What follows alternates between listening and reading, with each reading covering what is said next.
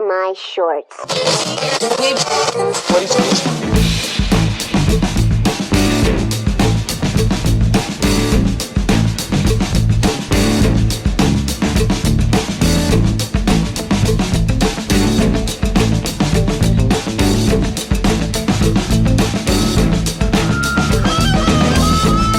Hello everybody, welcome to the Dave Lee Down Under podcast. I'm of course your host Dave Lee.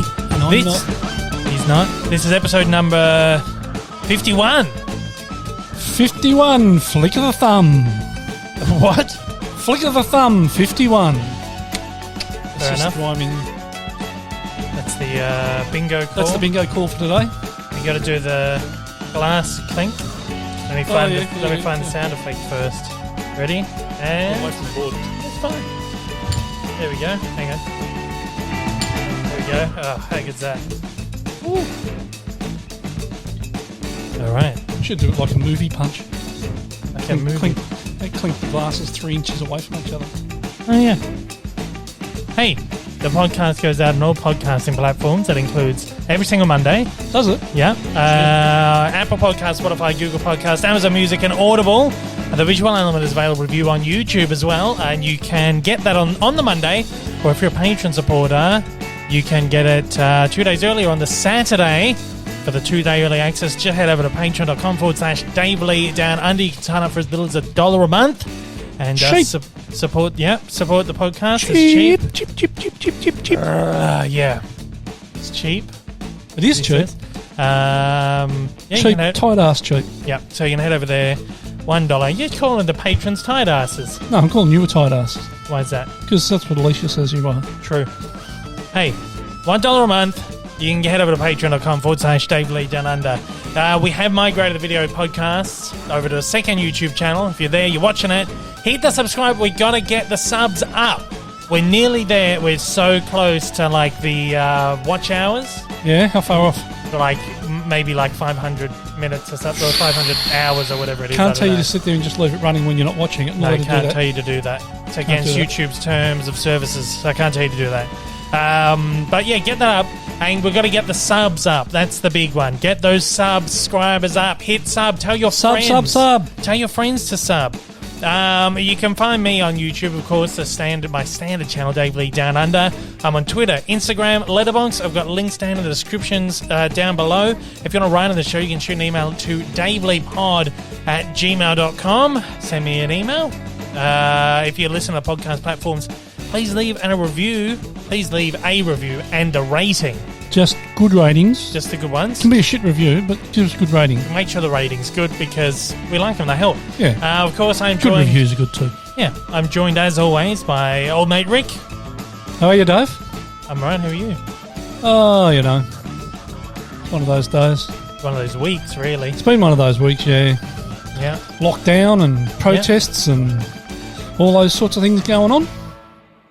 There we go. It's been a very interesting week. It's been we'll very briefly address some of this stuff that's been going on because I'm sure our followers have been seeing it on the news. Melbourne's been making the news really across the world crazy. Too. Yeah, that's what I mean. And I guess particularly our overseas supporters probably been seeing and going, "What is going on?" Well, firstly, we had an earthquake. Yeah. That was incredible. Yeah, we're not in an earthquake zone here in Melbourne, but we're sort of right in the middle of a tectonic plate, so we're nowhere near the fault lines. And they say that when we get an earthquake, we feel it from a long way away because we're such a hard crust we're on. Yeah, and it creates a whole lot to move. Yeah, and the earthquake the centre was at about 120k away from here. Yeah, something like that. And the house was rocking and rolling. Yeah, well, our friends across the pond in New Zealand get earthquakes all the time. Yeah, they get some bad ones. Some pretty horrible ones. And so our pals over there are quite used to them. But it's very rare to get them here. We felt maybe a couple before. This one is the highest that's on record. Yep. I'm not sure if that was Melbourne or I think Australia, the highest on record. I'm not sure because Newcastle had a big one that dropped a few buildings and stuff a few years ago, but I'm not sure what that was. So, Yeah, it was I think they downgraded to a 5.6 or something. 5.8. Oh, yeah, it was initially 6.6 they were saying, and then it went to 6 and then 5.8. But there's been like a bunch of tremors and stuff people have been feeling. There's been 12 already, or 9 or 12 or something already, and they reckon they could go for months. Well, we sort of we had that. Well, the main one. Yeah, that's what we felt. It was about 9:15 in the morning, and then in the afternoon, I heard a bit of a rumble, and it didn't really feel anything. And I don't know whether that was one of the tremors or not. I don't know. Or what do they call them? Aftershocks. Aftershocks, yeah. So that was quite interesting. So yes. Sitting there, and the whole couch started shaking. I'm thinking, what the hell? And where we are, we're sort of on a hill, and when the wind blows up the hill, it hits the house, and you can feel the house move, shake a little bit. And I thought it was just the wind, and I looked outside. I could see outside no trees were moving, and I thought, oh shit, it's not the wind. What is it? We're also on a very busy road as well, and you occasionally get big trucks going up the hill that shake the house and make a big roar.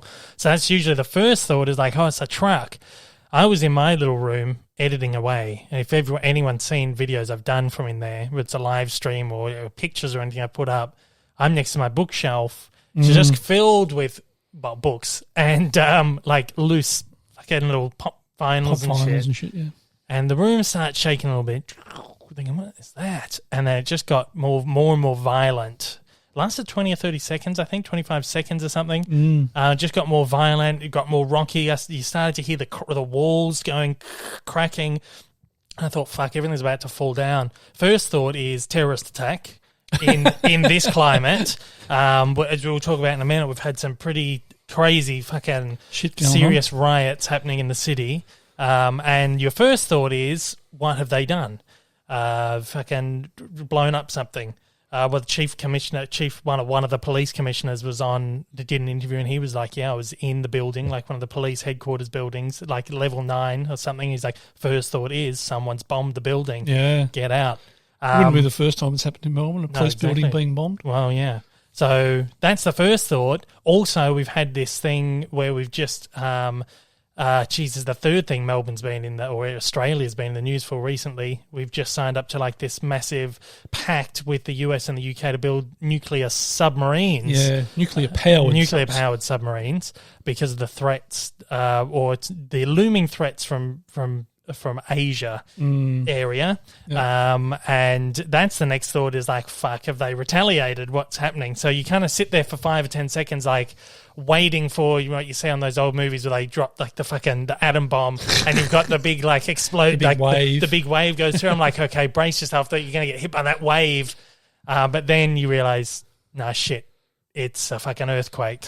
I see none of that went through my mind. First thought for me was it was a gust of wind. Yeah, because you know what it's like when we get hit with a heavy, like a strong gust of wind, because we're not in a brick house, we're in a timber house. The house moves and shakes.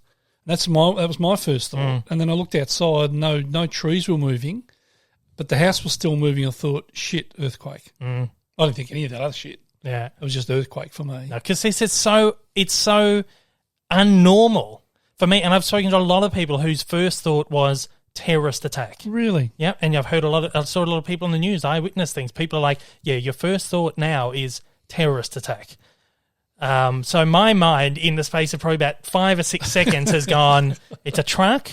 Fucking hell, no! It's there's riders have done like a terrorist attack, and then the next thought is, oh no, we're getting hit by a fucking nuclear bomb, and then the next thought is, okay, no, it's an earthquake. And then it was like, all right, get out of here. Yeah, well, it took me a few seconds, and then I got up off the couch to come and grab you and get outside.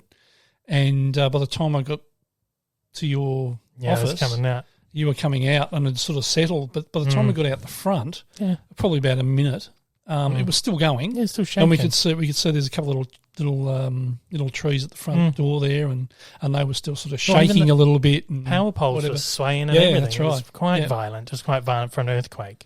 For us, anyway. So the worst part of it went for about 25 seconds or something, maybe 30 seconds, but it went for probably over an hour, over a minute.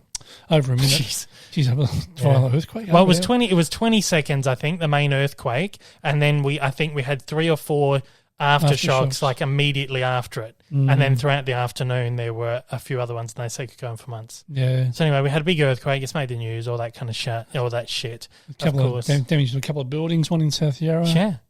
Side wall of an old building sort of come down. Yeah. Luckily we were in lockdown because there would have been heaps of people around that area too. True. Because it's a really busy little part of town. So there could have been people killed or anything there. Yeah. So luckily we were in lockdown and people weren't out. You know?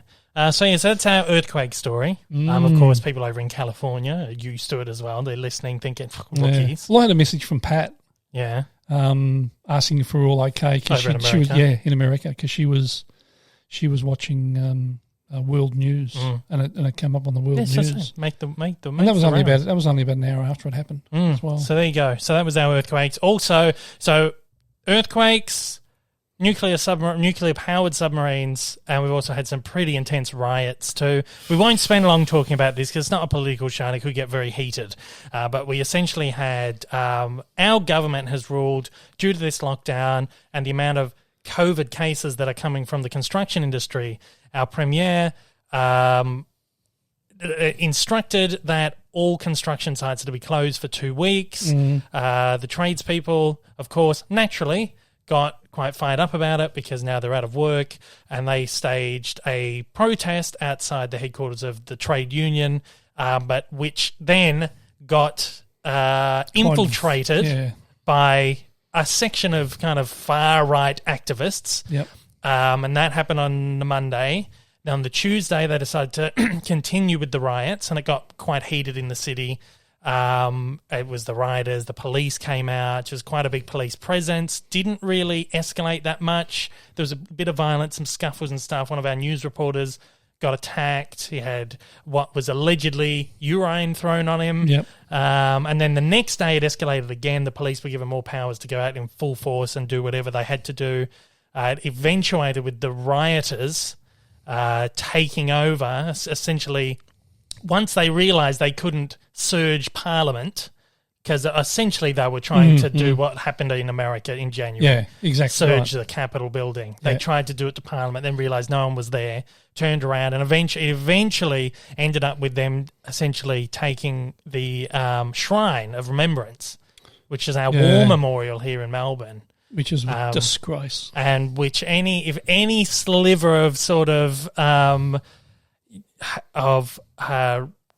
sympathy, respect or sympathy, sympathy that anyone had for these protests or whatever, completely gone, instantly gone once these people took over. You've got to say that this has turned out not to be construction workers. Well, that's what I'm saying. It was infiltrated. Yeah, I'm saying by that. Well, obviously by this far right group who took this as an opportunity to rally against anti-vax and all this anti-lockdown, all this kind of shit. Stuff. Yeah, and of course the tradies are being ruled to. Oh no, that's how because it started because the tradies were against having to get the mandatory vax to work. Yeah, they wanted to have the choice to be able to do it. Which is fair. You had your body, your choice. You do what you want. Exactly right. But you've got that choice. But then as a result of that, they said we're ruling 2 weeks off the job. No one goes to work. And then it spiraled out. It got infiltrated by this group. And then by the end of it, the tradies were like, we don't want anything to do with this. This is not us. Yeah. And eventually it's kind of sort of fizzled out. Once they took the war memorial, that was it, and everyone's quite rightly pissed off, because it was ruled that they had to either have their first vaccination or proof that they had booked in by last Thursday. Yesterday. So anyway, so it turns out.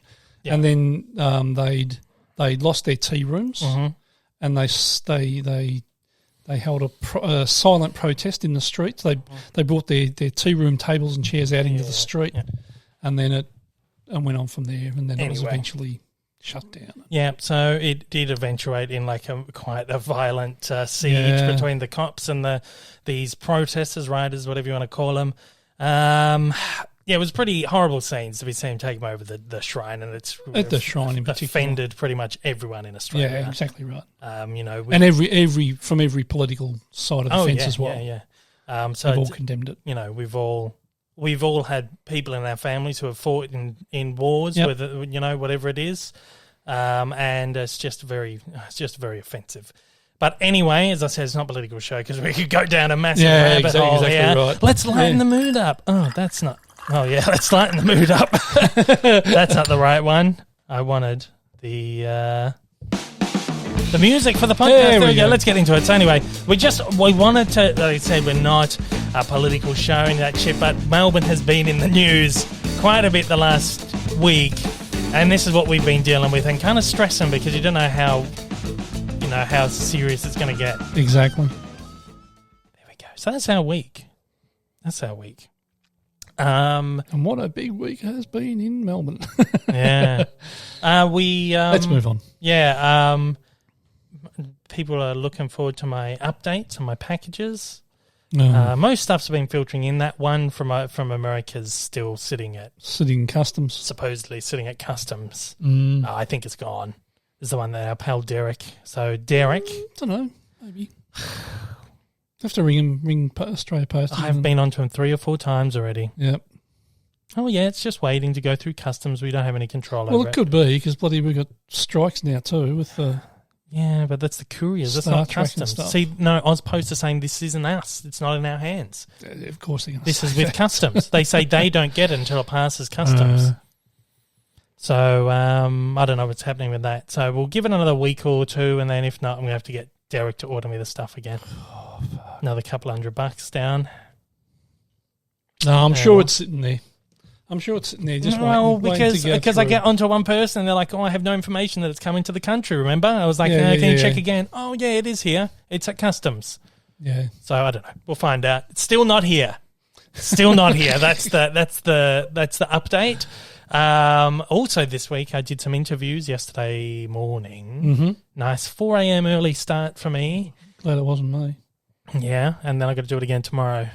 Well, tonight, 4 a.m. start again, a couple of interviews. I don't think I can say what it is. It's a movie that's opening very soon in certain parts of the world, but it has been delayed here for quite a while, and I have to hold off on my coverage for a while. You can't release it when it's overseas? Or no, they have told me I need to hold off on my coverage until overseas. I know. Waste of time. Yeah, well, anyway. Interesting interview. Yesterday was quite good, and then I've got 2 today. So that was fun. Nice 4 o'clock start for like a 5 a.m. check-in. Did my interview. It was very well organised yesterday, and sometimes you're sitting there for 2 hours just waiting. But this was like I was in and out like 45 minutes after check-in.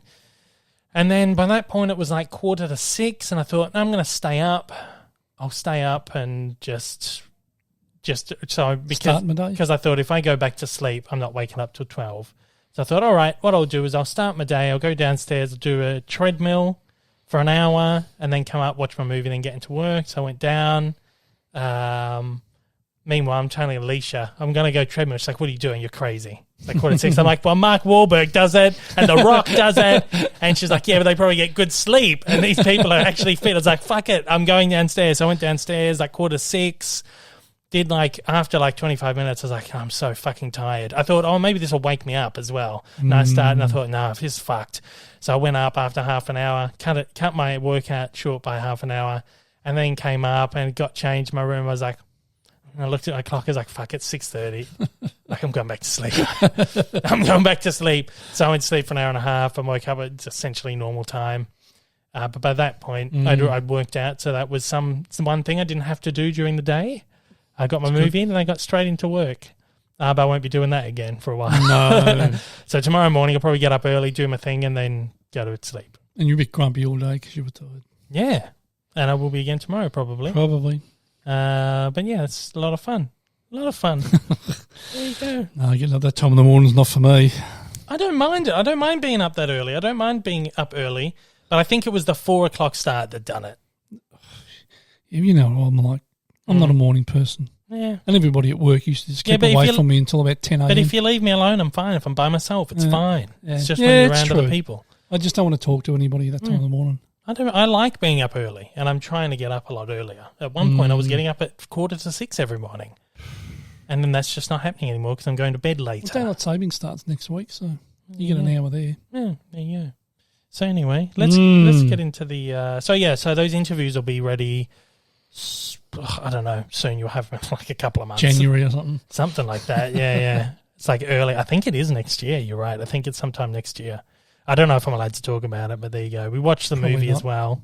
I'm not allowed to allude what I thought. I've like signed every sort of wave you could imagine. Not even allowed to allude to what I thought about it or anything. But there you go. It's a movie. Well, we can't say how bad it was or how good it was. How good it was. And no, it can't. It literally cannot allude to it.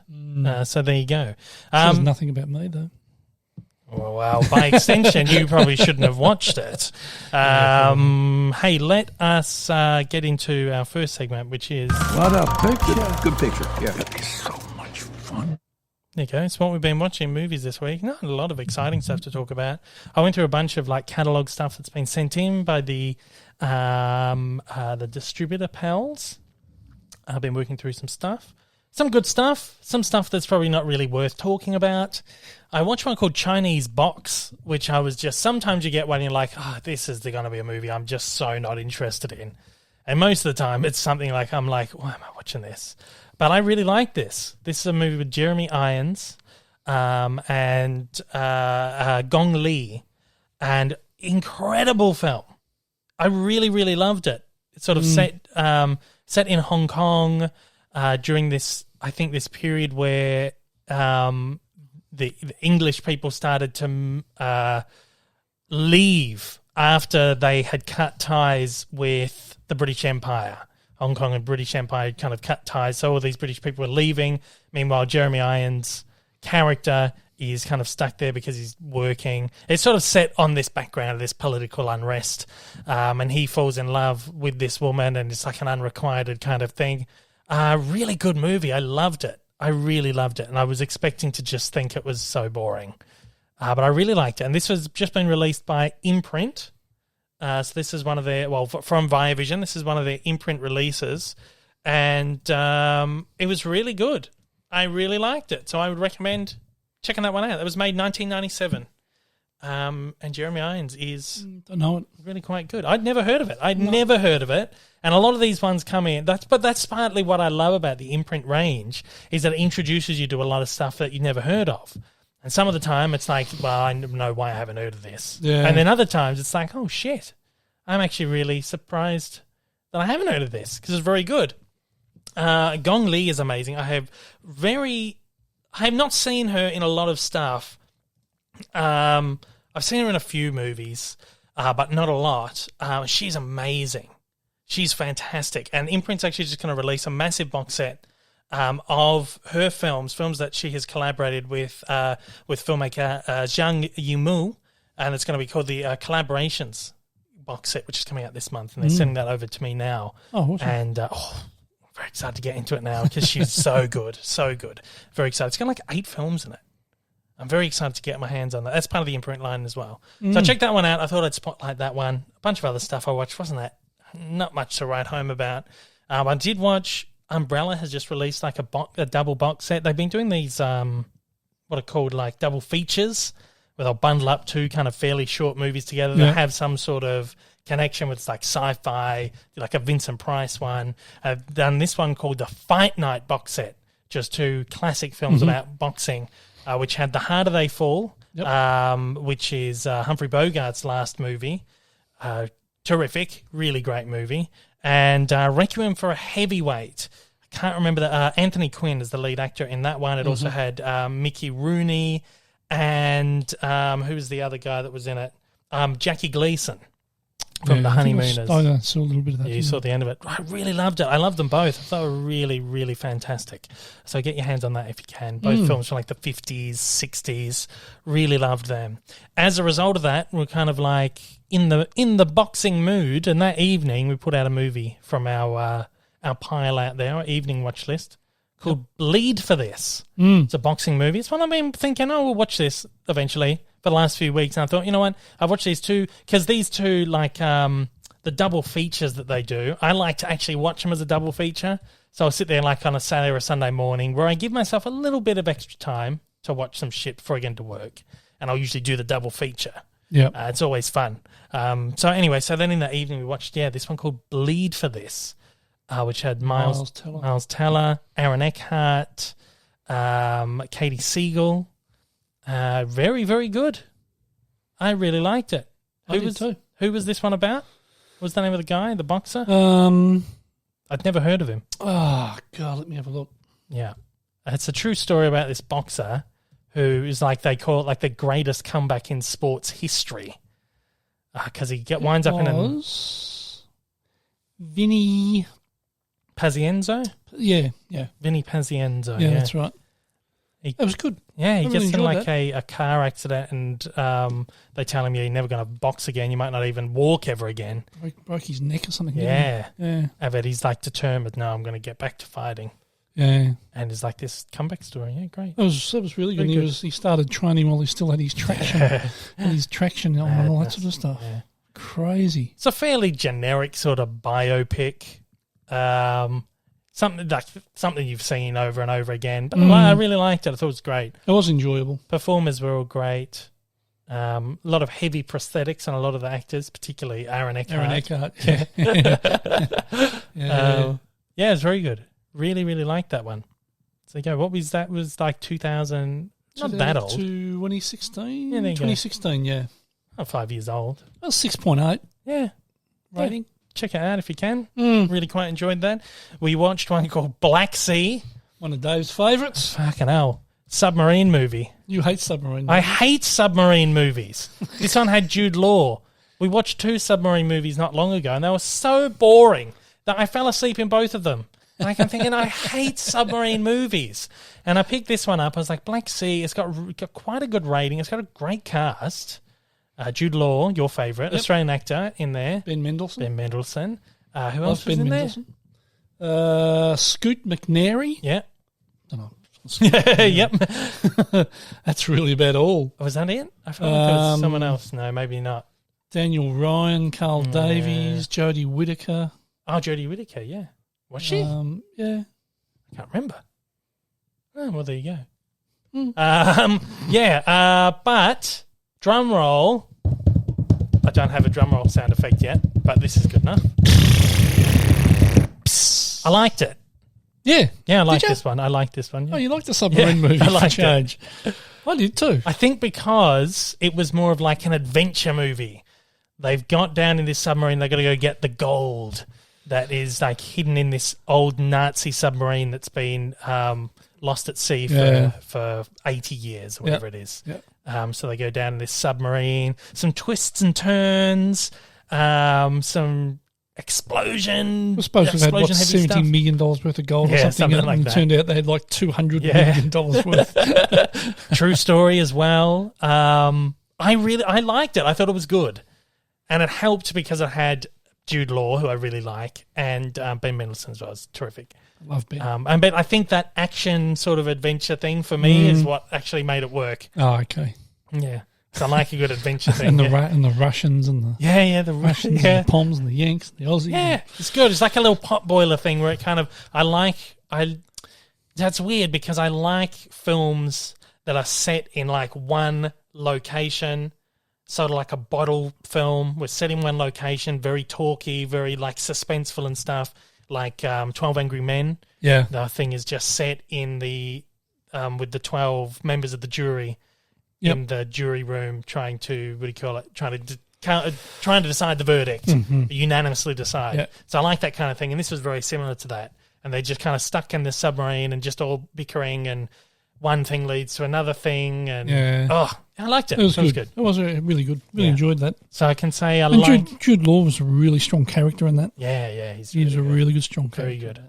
So yeah, there you go. There's one submarine movie I can recommend. The other two, I can't remember the names of them. I can't remember now. I didn't mind them though. Yeah, you liked them. Yeah. I was like, I like submarine films. No, that one was good. Obviously. Black Sea was good. Another submarine movie I do like is 20,000 Leagues Under the Sea. But again, that's like the action-adventure kind of thing. Hunt for Red October? I've never watched it. Haven't you? That's the only Jack Ryan movie I never watched. Really? Well, because it's a submarine one. No, I think because it's long. I think I just never got around to it because it was long. Oh. And maybe the submarine angle just never interested me. I don't know. Yeah, maybe. But I do. I just got all the Jack Ryan ones on 4K. Well, probably 6 months ago, but I got to check them all out again. Yeah, they're great. Anyway, so we did that. We watched another one with Jack Black, fucking Jude Law. Jack Black. Where's that come from? Yeah, I was going to say. Jack Ryan. We're talking about Jack Ryan. Jude Law, the rhythm section. This had Blake Lively in it. This is that spy sort of thriller. I just dropped off the internet. You've dropped off the internet. Oh, there you go. You're back. Oh, we're back. Here we go.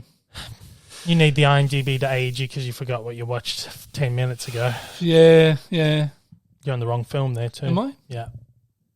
Bleed. No, not The Hunt. The rhythm section. Oh. Yeah, I changed the order up a little bit there. I'd used Jude Law as the sort of, what do you call it? The segue. Oh, okay. So there you go. The rhythm section. This one had a pretty average review. What's the rating on this one? 5.3. Yeah, the reviews on it were pretty rocky as well. Blake Lively, she is, you know who she's married to? No. Ryan Reynolds. Oh, is she? Yeah. Oh, okay. Yeah. She's married to Ryan Reynolds. Any relation? Oh, it's Reynolds. Any relation to Reynolds? Yeah. And it also had Jude Law, of course, as well. This is actually produced by Eon Productions, Barbara Broccoli, Michael G. Wilson, who are the team behind the James Bond movies. Oh, okay. So it's almost like they tried to start a new franchise of kind of spy movies, female-led spy movies. These are based on novels as well. Oh, okay. What do you think of the rhythm was section? All right. Yeah, it was watchable, but it wasn't great. Yeah, can see why they didn't continue on with it, I suppose. Well, it's only, what is it, 2018? 2020. 2020, shit. Oh. You would have heard it. Maybe they will. You would have heard about a sequel by now. Exactly.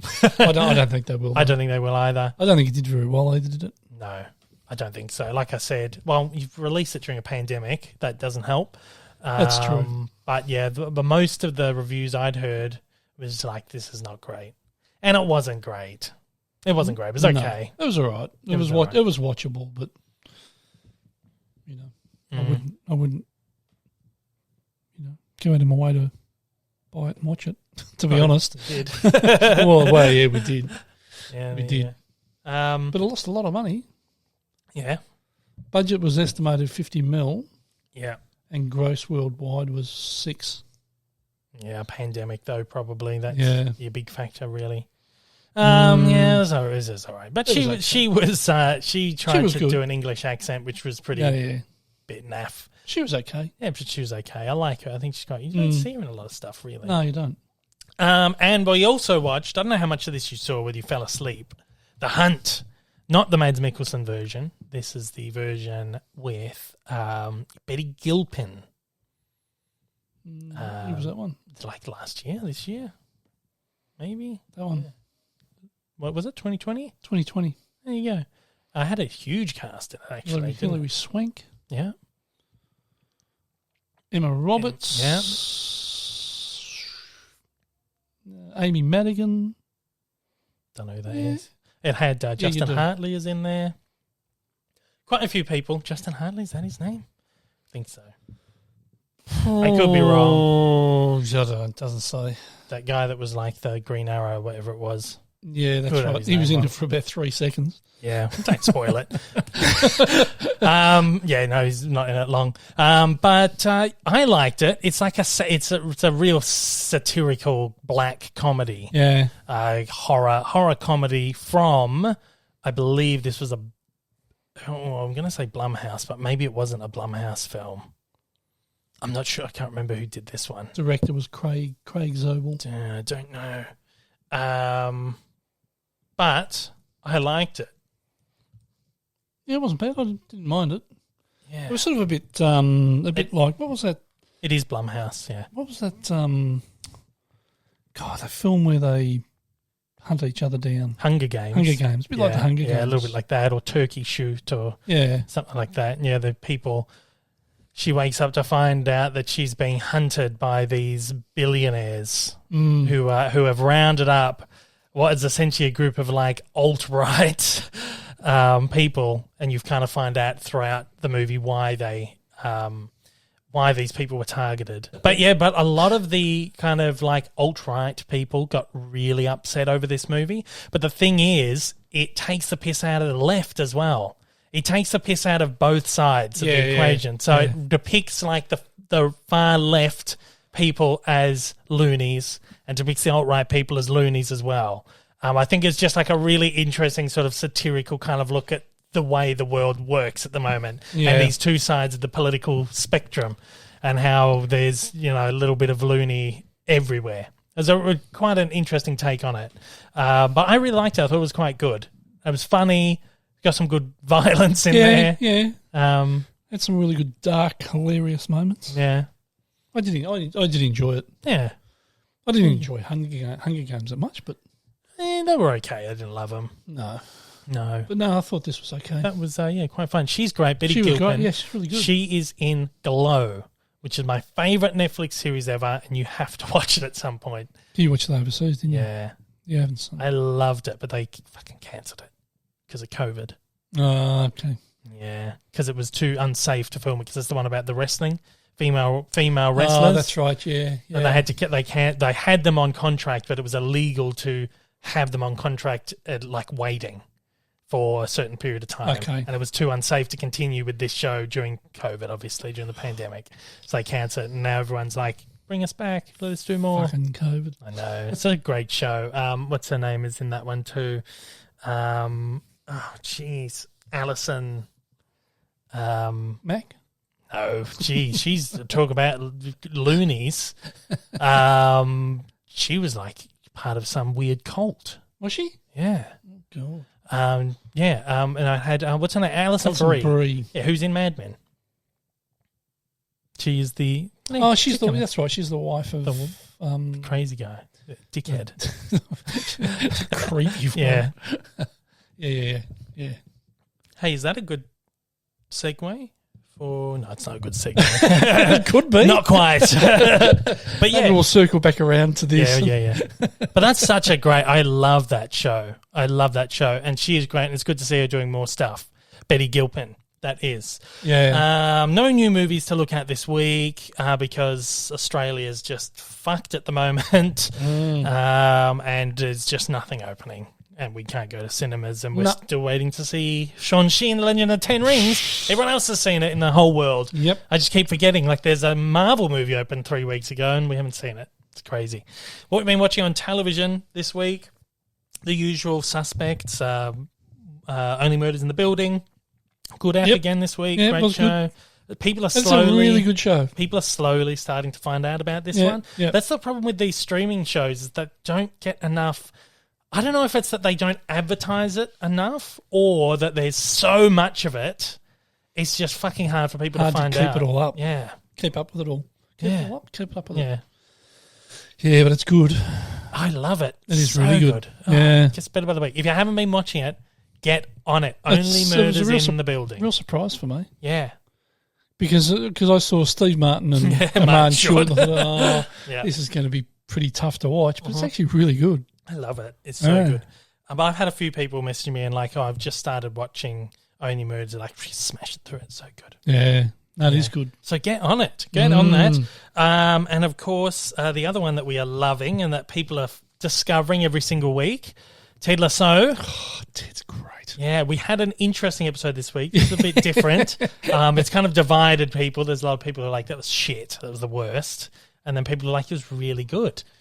So this one, without spoiling too much, the assistant coach, Beard, he goes off on kind of like a bender, a bit of an odyssey. Bit of a bender, a bit of a self-discovery bender. Yeah.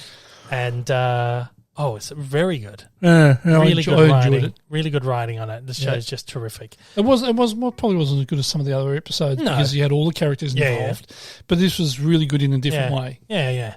And I like it when shows do something just a little bit different. Yeah. It's like that Mythic Quest show, you know, how occasionally they'll, like once a season they did that episode about the older guy. What was I can't remember the name of the character. Played by Salieri. What's his name? I can't think of F. Murray Abraham. Yeah. Can't remember the name of the character. No. But each season you've got a couple of episodes just focus on that character. Really good. I like it when they try something a bit different. It's a good app. What's happened with that? Yeah, we watched it all. We're waiting for the next season. Oh, okay. So you're still doing it? Yeah, because remember we did. I was supposed to do interviews for it. Yeah. No, I did one interview for it, and we got the whole season. That's right. And we smashed them all through. I think it's only just finished on Apple, maybe a month or so ago. Really? But we saw it really early. Oh, God. But yeah, waiting for season 3. Really love that. Been waiting forever then. Yeah, I think that's another one that people haven't slow to get onto. Yeah, haven't quite caught on to yet. So it's a very good show. And I was going to say, the Sex Education this week started on Netflix. We haven't watched it yet. No. But the whole season's up. Netflix are sticking to their guns and they're sticking with their whole season at once thing. Meanwhile, everyone else is doing one a week. Yeah. I think I like it, the idea of once a week. Depends on what it is. Yeah, some things will still. It makes it last longer, which is what I like. I don't mind. Because I feel like we're kind of back to how it used to be. How you've got this show's on tonight, and when you're doing it with multiple shows, you've got Ted Lasso we got on Monday. Well, it goes up on Friday, but we don't watch it till the Monday. Yep. Ted Lasso's on Monday. Only Murders in the Building goes up on Tuesday, and then usually like the big Disney Plus stuff, whether it's the Marvel shows or whatever, goes up on a Wednesday. You've got a couple of days where you're like, you got it planned out, get your show. So it's pretty good in that regard that you've got something to look forward to each week and each night of the week sort of thing. Whereas before we'd sort of get it and just smash through it. And oh shit! We're going to wait another year for it. Yeah, but I don't mind it. I don't mind being back to that, and I feel like it's only time until Netflix catches on because it's keeping these shows.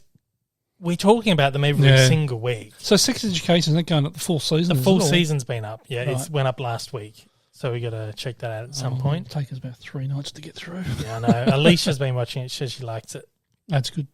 She's enjoying that. That's another show that a lot of people haven't really got onto it. Really slow as well. A lot of these shows are just so good. I think it's because there's so much stuff. Yeah. So much stuff out there. It's hard to keep up with it all. Yeah. One of my favourite Netflix shows, You, is coming back very soon as well. Don't know it. Super trashy, and I just fucking love it. It's one that Alicia It's that one with that probably, is it? Yeah, I mean, Alicia started. It's that one with that creepy, murder guy.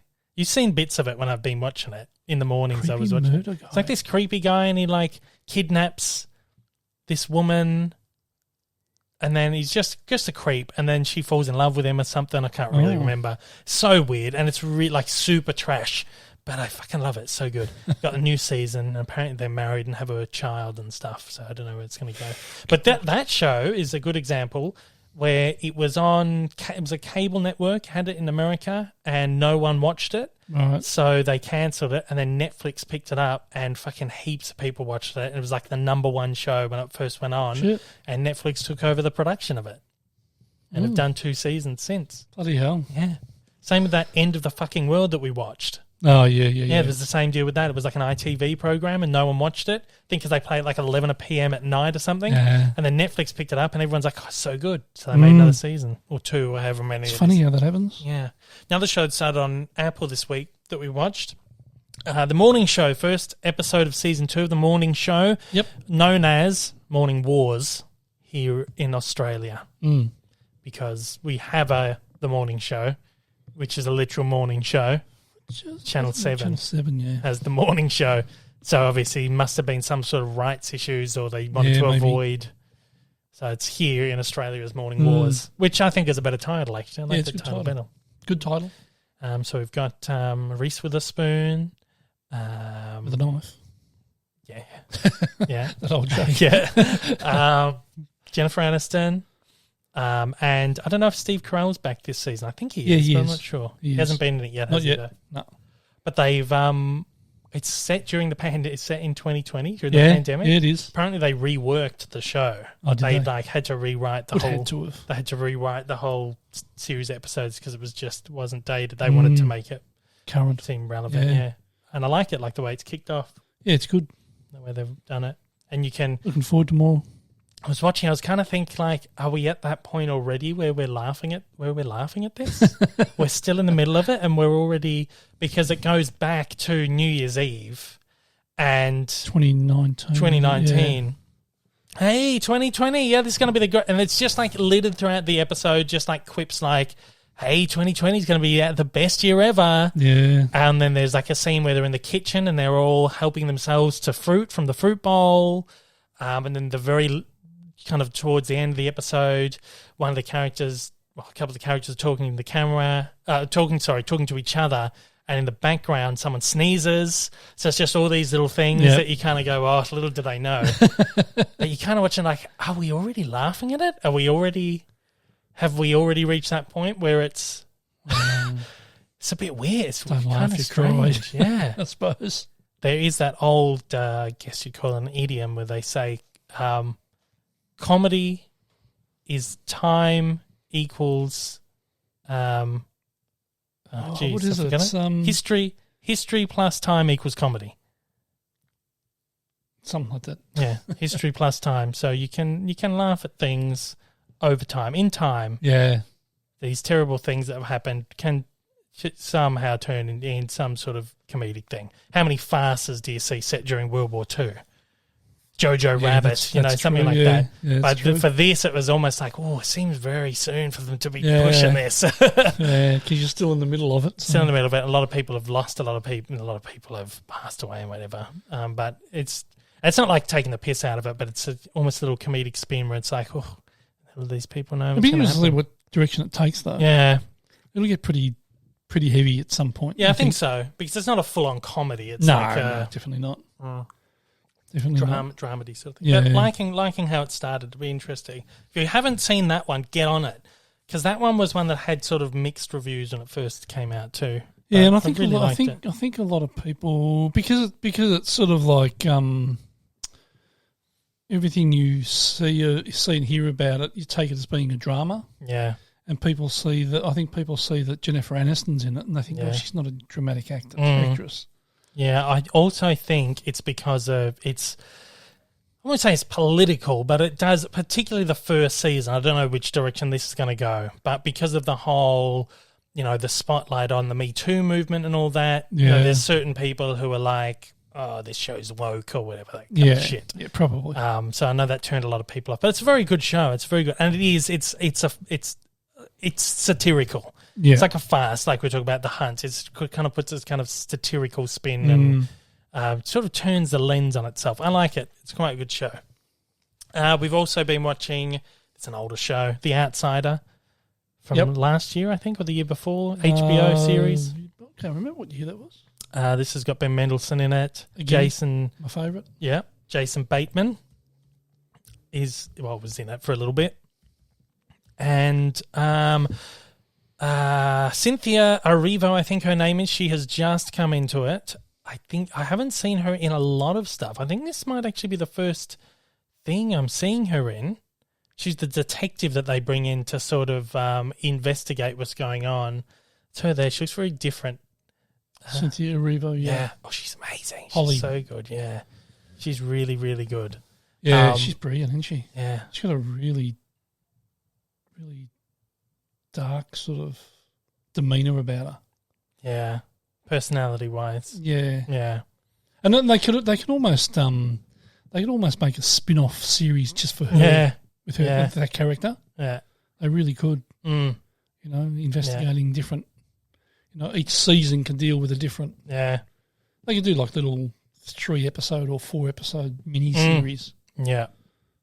Yeah. I think. Yeah, I like her. She's very good in it. The whole show's really good. It's based on a Stephen King novel, and it starts kind of fairly normal. It's just like a normal sort of procedural police investigative sort of murder mystery sort of thing, and it's getting a little bit weird now. Yeah. Starting to get I think kind we've of picked it though. Well, I think so, yeah. We're about halfway through now, and it's starting to get just a bit weird. It's very Stephen King, what you would imagine. I like it. It's very sort of had a thought, an episode or two prior to this week. Yeah.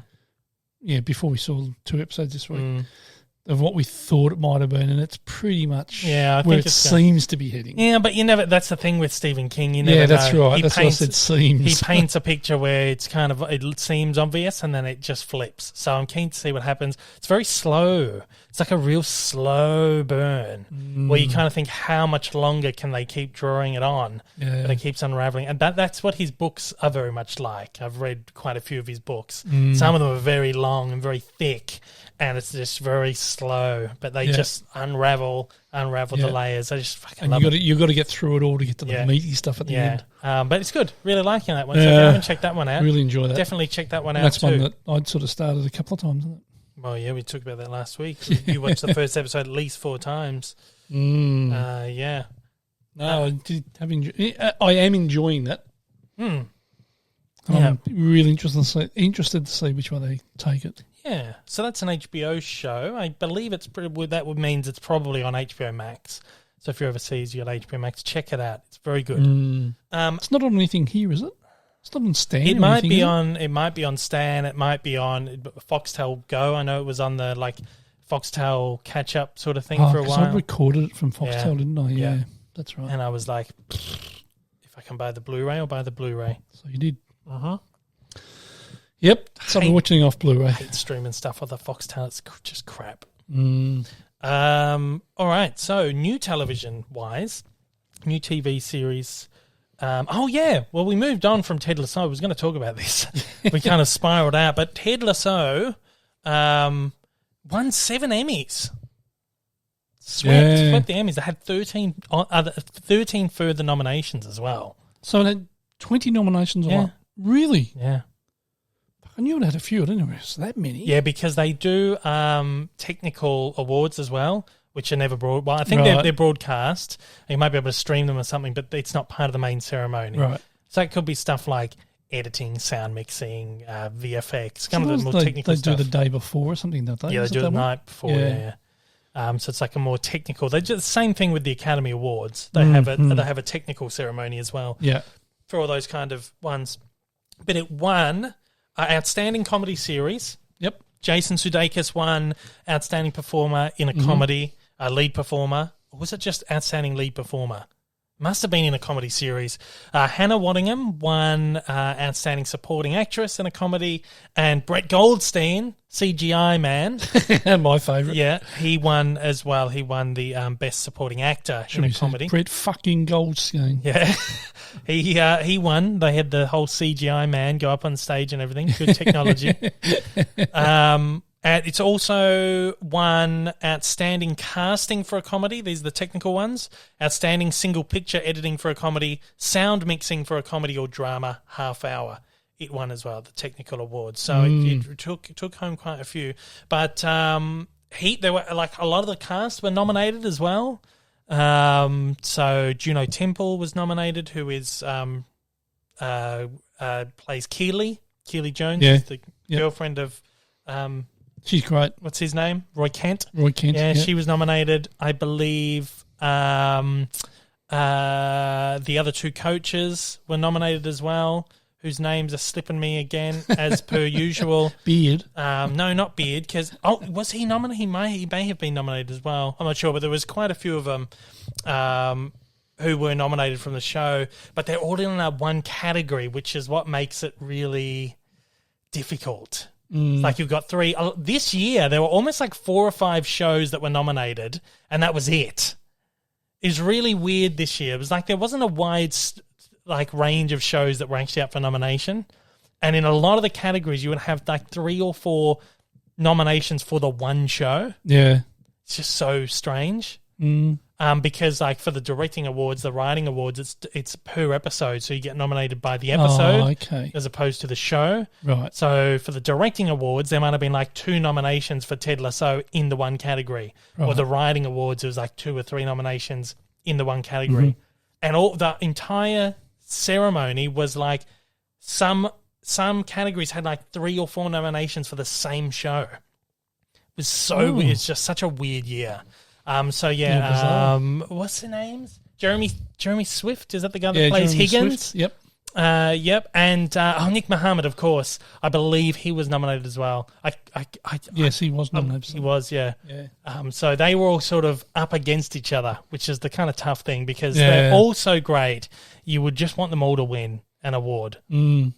And I'm glad. I'm happy that Roy Kent got up there and dropped a few F-bombs. Yeah, even though he was told not to. Got edited out. Yeah. So that was very good. But there is an uncensored version you can find if you look in the right places. Yeah, I've seen it. Okay, Twitter. Yep. Yeah, I showed you. Yeah. So, yeah, very happy that Ted Lasso's won a whole bunch of shit. And if you haven't seen it, get on it. It is brilliant. So, of course, second season, there will be more opportunities for them to pick up more awards next year. Yep. And sometimes in the cases of these shows, they'll work their way through the cast and slowly give each member of the cast an award because they're all sort of really deserving of it. But I would not be surprised to see Jason Sudeikis pick it up again for this season. He's so good. Beard should win for that episode the other night. Well, he actually got. Well, yeah, he probably could go up for it. Yeah, but he's one of the producers on the show, so he technically did win an Emmy for the show. There you go. So yeah, no, he deserves one for his performance on that episode. Sure. Yeah, because you learnt a lot about him. Yeah, about that character anyway. Very good. It was good. All right, so now we can talk about the new show. Apple TV just launched this one. It's called Foundation. Mm-hmm. We saw this a while ago. We talked about this months ago. We didn't specifically talk about it. We said we've been watching something. The first 2 episodes have gone out today at the time we're recording this. The first 2 episodes are out there. They go up at once, and then I think there's 10 episodes, and every single week there's going to be 1 episode for the next 8 weeks. Right. We're only allowed to talk about the first 2 specifically. I know it's been a while since we watched them. So just very kind of generic terms. This is a series based on the Foundation series by science fiction author Isaac Asimov. And he wrote it between something like 1945 and 1991, maybe. Really? Years. It is one of, if not the longest, most sweeping fantasy series of books in history. There was some literary body did these sort of nominated the best sci-fi or fantasy series in history, and this was number 1 in front of Lord of the Rings or anything like that. The series has 5. There's 7 books to the series. He did an original 3. He did a trilogy, but then there was over the years people demanded more and more and more, and eventually he went back and wrote. I think it must have been 3 sequels and 2 prequels or something. Or 2 sequels, 2 prequels, I think. Right. See, that makes 7, yeah. Right. Yeah, it does. He also wrote a series of books, which was the Robot series. 5 books and dozens and dozens of short stories for that. And you would know I, Robot, Bicentennial Man, which is a film with Robin Williams. They were part of that series. Oh, really? Yeah. And he did a series called Empire, which was kind of 3 books. But the Robot series and the Empire series were set in the same universe as the Foundation series. So there was a lot of kind of overlap, a lot of the same kind of characters float in and out, the same events, planets, all that kind of stuff. It's a very big, large, expansive. It takes place over something like 20,000 years or something like that. I think the Foundation series takes place over 1,000 years, but the whole series is 20,000 years or something crazy like that. I've never read any of it. The only reason I've ever heard of it in the past is because George Lucas drew a lot from it, from Star Wars. Right. Particularly with the Apple series, you can see the influence. Oh, yeah, exactly right. And it's not only the influence from the source, but visually, whether that's the way it's shot or just costume design or design of spaceships, all that kind of shit. It's very Star Wars. Oh, very much so. Very Star Wars. So obviously the makers of this have taken inspiration back off Lucas and created their craft and their uniforms. And it's a very strange loop where Star Wars was kind of, obviously Star Wars is an amalgamation of so many different inspirations, but you can tell watching it from a narrative point of view, you can see where Lucas got inspiration from the Empire, the Emperor, stuff like the Galactic Alliance, and all these different kind of little planets, stormtroopers, stuff like that. You see it all comes back from Foundation. So what do we think about this? First 2 episodes are stunning. Yep. This is one of the most gorgeously filmed, most gorgeously made television things I've ever seen in my life. They apparently threw the budget of a film at the first 2 shows. So you're essentially getting like a big blockbuster Hollywood film when it comes to these first 2 episodes. And it is gorgeous. Yep. Production value is fantastic. I can't speak specifically on individual episodes, but I think as the episodes go on, you can notice that they kind of have restrained the budget a little bit. It's got more of a television sort of budget. The plan for this show is they want to do 8 seasons to equate to 80 episodes, which will tell the 1,000-year story of Foundation. Okay, where do we start? I'm not a huge fan. We stopped watching it. Oh, to put it this way, we stopped watching it after 5 episodes. Say no more. It's very slow. Very hard to get through. It's very slow and very hard to watch. First episode we had to put on like 3 times because it was just like you put it on at the wrong time. You like don't really feel like watching this now, and then maybe you put it on too late and everyone falls asleep. Yep. And then you go to put it back on again and you get through it all. I feel like if you're really into your science fiction, like this is the genre of novel. The genre is called hard sci-fi. Yeah, and it is. And it is. It's this very sort of in-depth sci-fi where a lot of it's very scientifically based. So Asimov was a hard sci-fi writer, which means he's someone who based his world, rooted it in scientific kind of really scientific. And apparently the books go in-depth into the science behind everything and the politics behind the worlds.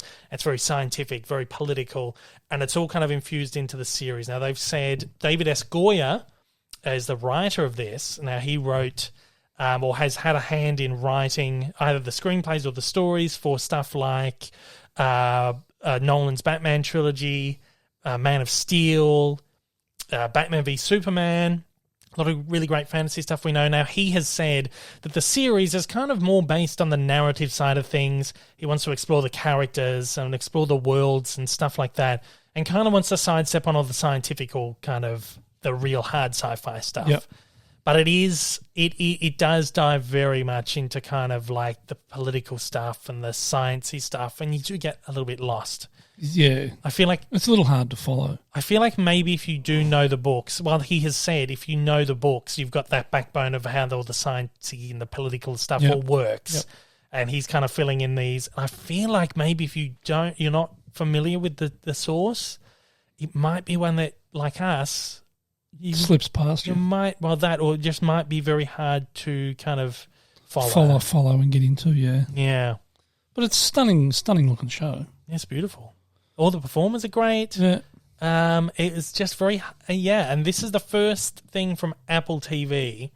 I don't think I'd call it a miss because I know that there's an audience for this, and people who love their sci-fi stuff, particularly like the hard sci-fi stuff, will love this. I think, for sure.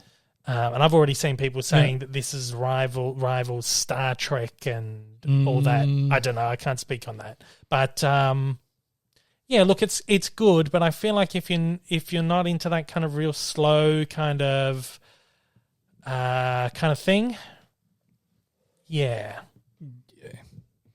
I don't know if I'll watch much more. I don't think I will either. But we stopped after 5. Again, no specifics. Right? What I'm saying here is specifically on these first 2 shows. Yeah, exactly. Because that's all I'm allowed to talk about specifically. But it's a tough series to get through. We might struggle through it and see if it goes anywhere. Yeah, we'll see. But my thought is like, oh yeah, we can get through this. We can get through this season of 10 episodes. But then I'm going to do 7 more seasons. There's another 10.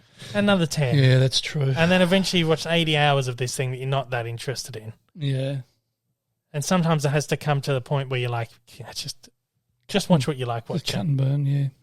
So anyway, check that out. No, I sort of agree with that. Check it out if you're interested. But it's the first thing on Apple I've seen that I've thought just doesn't do it for me. Everything else on Apple that we've watched. There's a market for it. Oh yeah, as you said. You know, the hardcore sci-fi. I'm keen to see what people think of it once people have actually properly seen it. Particularly people who love their sci-fi stuff. That wasn't particularly for me. Yeah. So there you go. I won't be doing a review on it or anything. I was supposed to do some interviews for it, but they fell through, unfortunately. So. That's why I don't like it. No. I was supposed to do some interviews last week, but apparently the what do you call it? The demand for the interviews was massive, they said. So just missed out, unfortunately. Yeah. But the main girl in it, Lulu, what's her name? Lula Bell. I'm not sure. Yeah. She's pretty good. Yeah, really good. They're all great. Jared Harris is in it. Lee Pace.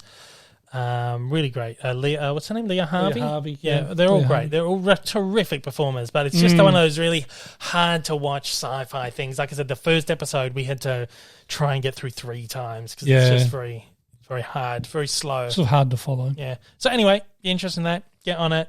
We're an hour into the show now, so we need to get into this week's... relaxation time. Yep. Bong time. Matt, no, it's not. Stop it. Stop it. We put an end to this 2 weeks ago. It's the Mad Men update. Yep. We talk about Mad Men. Yep. We'll keep it brief this week. Yeah, real brief. We watched 3 shows. And still good. Still great. Yep. It's better and better. Yeah, they've taken in her father.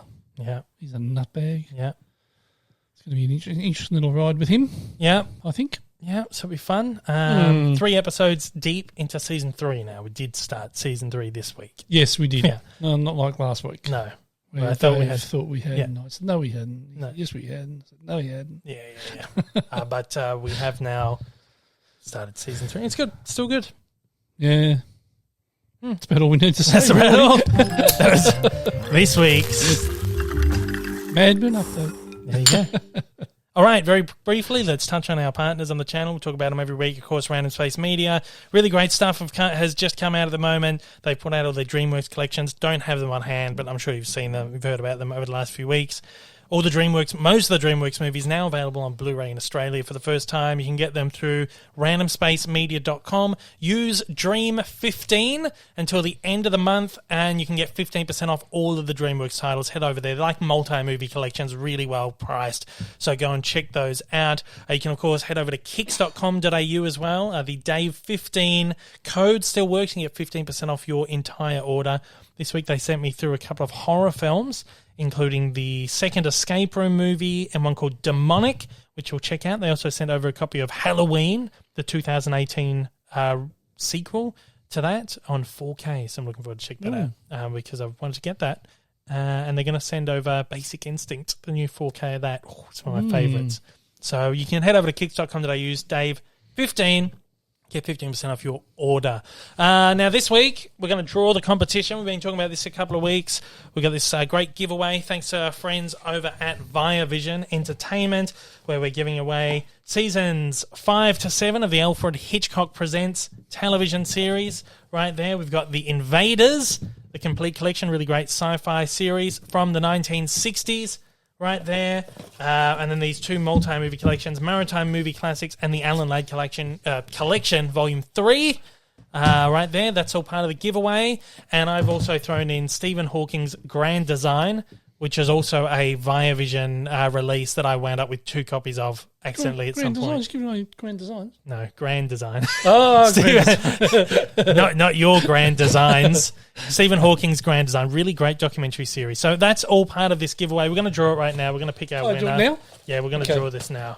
So, but you can pick these all. These are all new releases from Via Vision. Really great releases. We're going to draw the winner. We'll put all the names into a hat. Yes, and we're Dave's going to pull one out. Ready? Oh, shit. It's going on the board. Hang on, let me get some tissue. It'll be fine. Let me get some tissues. I'm off the microphone. I spilled some water. Oh, Dave just knocked over his glass of water, and it's gone all over the mixer board. So we're hoping that it's not going to get into it. And it'll be fine. It's apparently waterproof to an extent. So that's not fucking swimming pool proof. It's supposed to be. No, it's not that much. It's fine. There we go. It's all right. Oh, I've done worse than that. I have splashed it before. Okay. At least those 2 channels aren't on. Well, they're on, but they're not on, if you know what I mean. Yeah. Okay. It should be okay. We should be fine. We're going to leave it in because that's the way the show works. And I just dropped the hat that's got all the names in it, and the names went everywhere. So now just put them all back in. Okay. There you go. Okay, hang on. I've moved the... Oh, no, shit. No, don't do that again. No, there we go. Okay, ready?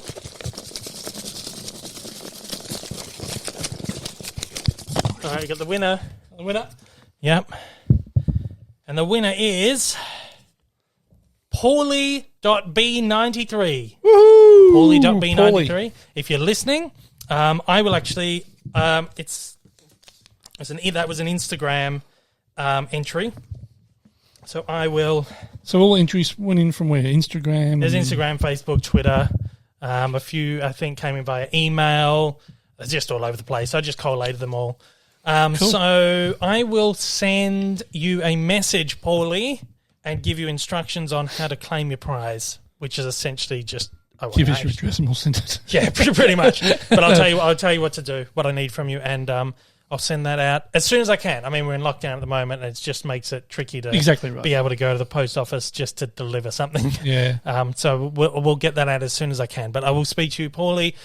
The terms and conditions usually are if I message the person, they don't get back to me in, I'll say 3 business days, I will have to redraw it. Well, at least by next week. I'll give you a week or so. Yeah. To like next weekend or whatever. If you haven't claimed it by next podcast, we'll redraw it again. Yep. Okay, so there you go. So Paulie.b93, you're the winner. Congratulations. Do I have a... Hope you enjoy them. Yeah. Stop. Cut it out. That's enough. That's enough. Pause for that. All right. So that's our competition out of the way. Now let us get on to our favourite segment of the show, which is... Shite. All right. This is our favourite game of the show, where we go through random IMDb titles that have been sent in from our friends, from our listeners, who are our friends. They've been sent on in. These are some obscure shit. The most obscure films our listeners can think of. They send them in. We'll read each other the synopsis of the film, and each of us have to decide whether we think that the movie is shite or all right, based only on the synopsis. No title, no. I do like to say character names, but if it's a generic character name, we'll let it slide. Yep. No actors, nothing. Literally just the synopsis. It's like judging a book by its cover. Exactly right. Right. So we decide whether what determines whether the movie is shite. All right. Anything 5.9 and under on IMDb, yeah. On IMDb is shite. Yep. Is shite. Yep. And anything 6 and above is all right. So, and that's the way we sort of buy films to a degree. Yeah. We'll look at something if we're not too sure. We'll hop onto IMDb, and if it comes up with a 7, we'll go, yep, we'll buy it. If it comes up with a 5, we'll go, oh, no, we might give it a miss. Or if it's got some actors we like in it, we'll go, let's go and have a look at Rotten Tomatoes, and we'll make a determination then. So 0 to 5.9 is a shite. And 6 and up. All right. Okay, so, of course, our friend Jeff. Monkey Boy. Monkey is our little worker monkey. He works away for me. He's my one employee.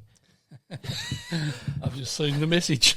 Yeah, he's our the world's worst scorekeeper. He keeps scores shite all right, so I don't have to. Thank you, Jeff. As we say every week, we've got the world's worst manager, so we might as well have the world's worst scorekeeper. Exactly right. So Jeff has sent in. He always sends a little email as well. He likes to hijack the show with his long emails. Fucking hell. Jeff, he sent another long one. That'll take me a week to read that. Fucking hell, Jeff. Right, okay. G'day, Muppets, he says. He's American, by the way, so he's like to take the piss out of us. Quick joke. Did you hear about the guy who went blind from seeing a bad movie? No. Yeah, he lost his eyesight. Oh. Yeah. Oh, it's terrible. I know. Do I have my... It's terrible. I used to have like a... Oh, no, that's the glass. No, I don't have that one anymore. Yeah, sadly. Okay, so then he goes on to say, glad I'm the one up to I'm the one to tee up the score each week.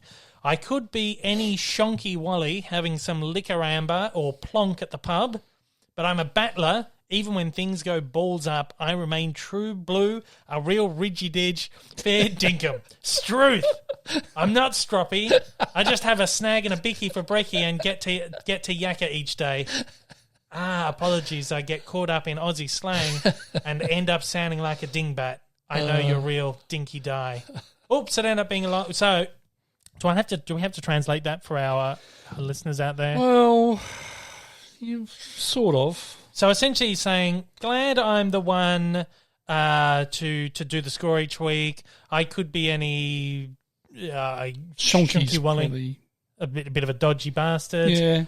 Having some liquor amber or plonk at the pub, so have a drink at the pub. Yep, liquid amber. Yep. Yeah. Well, like beer at the pub. And plonk, we don't really use plonk. That's really a British term, that one. Yeah. Get with it, Jeff. We say piss.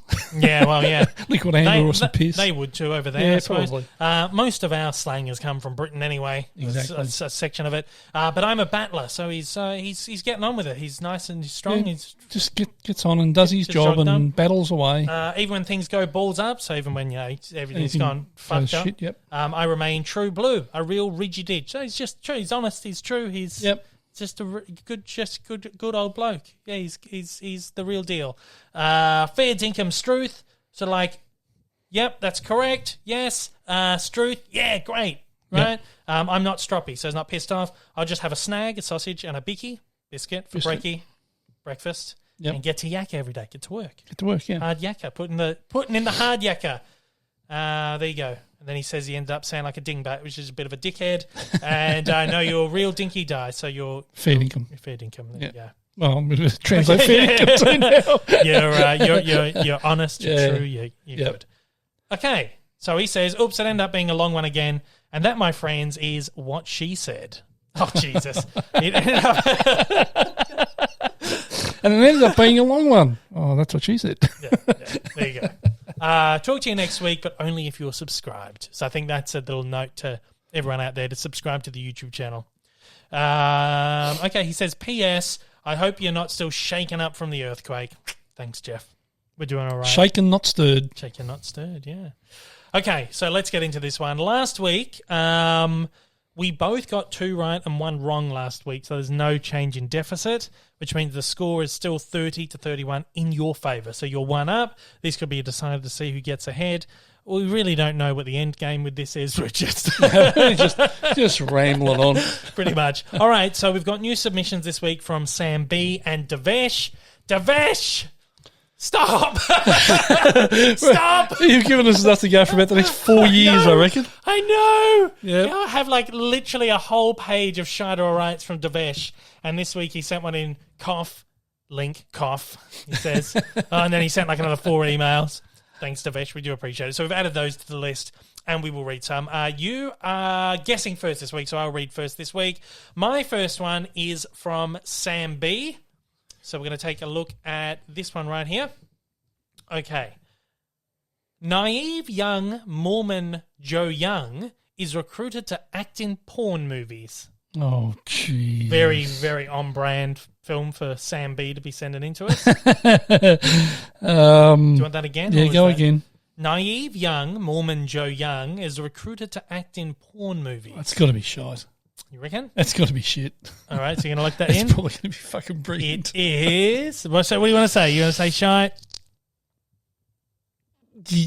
Last chance? No. Give me all right. You want all right? Yep. For last minute. All right. You said all right. Yeah, no, that's what I said. I thought you were like, a last minute. Yeah. Last minute change. Last minute change is called Orgasmo. Oh, I've heard. It's I think I've seen it. I'm not sure if I've seen it. I know of it. It's written by Trey Parker, Matt Stone. Oh, okay. Yep. The guys from the South Park guys.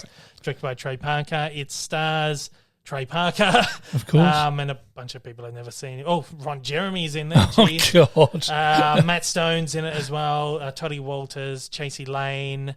Yeah, there you go. What's the rating on it? It's got a 6.1. Oh. This was 1997. Just all right, isn't it? There you go, yeah. Only just all right. So there you go. Alrighty, so you're up next. So you got one this week? Yep. So my first one comes from Tyson. Ah, yes. You've got the wrong name there, I think. No, you have got one from Devesh. No, your first one's Tyson, yeah. Yeah, Tyson. That's correct. So it is, as a lethal virus spreads globally, be that. Yeah. As a lethal virus spreads globally, 4 friends seek a reputed plague-free haven. But while avoiding the infected, the travellers turn on one another. Sounds like a movie called Five. As a lethal virus spreads globally, 4 friends seek a reputed plague-free haven.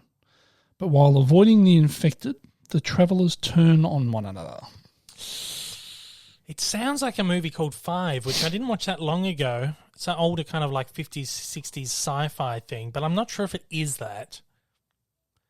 I wasn't a huge fan of it, but it did have a good rating. I feel like it sounds like something that might have a good rating. I'm going to say yes. I'm going to say all right. I'm going to lock it in an all right. Okay, you're saying locking that in? Yeah, lock it in, my friend. You sure? Yes, sir. All right. All right. Just all right. 6. 6. It's called a film called Carriers. Oh. Goes for an hour 25. Yep. As I said, rating of 6, and it has Chris Pine in it. Oh. So Chris Pine, Piper Perabo, Oh, yeah. Emily Van Camp, Christopher Maloney. Oh. So got a reasonably good cast. What's the picture? I don't know if we've maybe seen this or not. No, I don't have. No. Oh, interesting. It's all right. Yeah.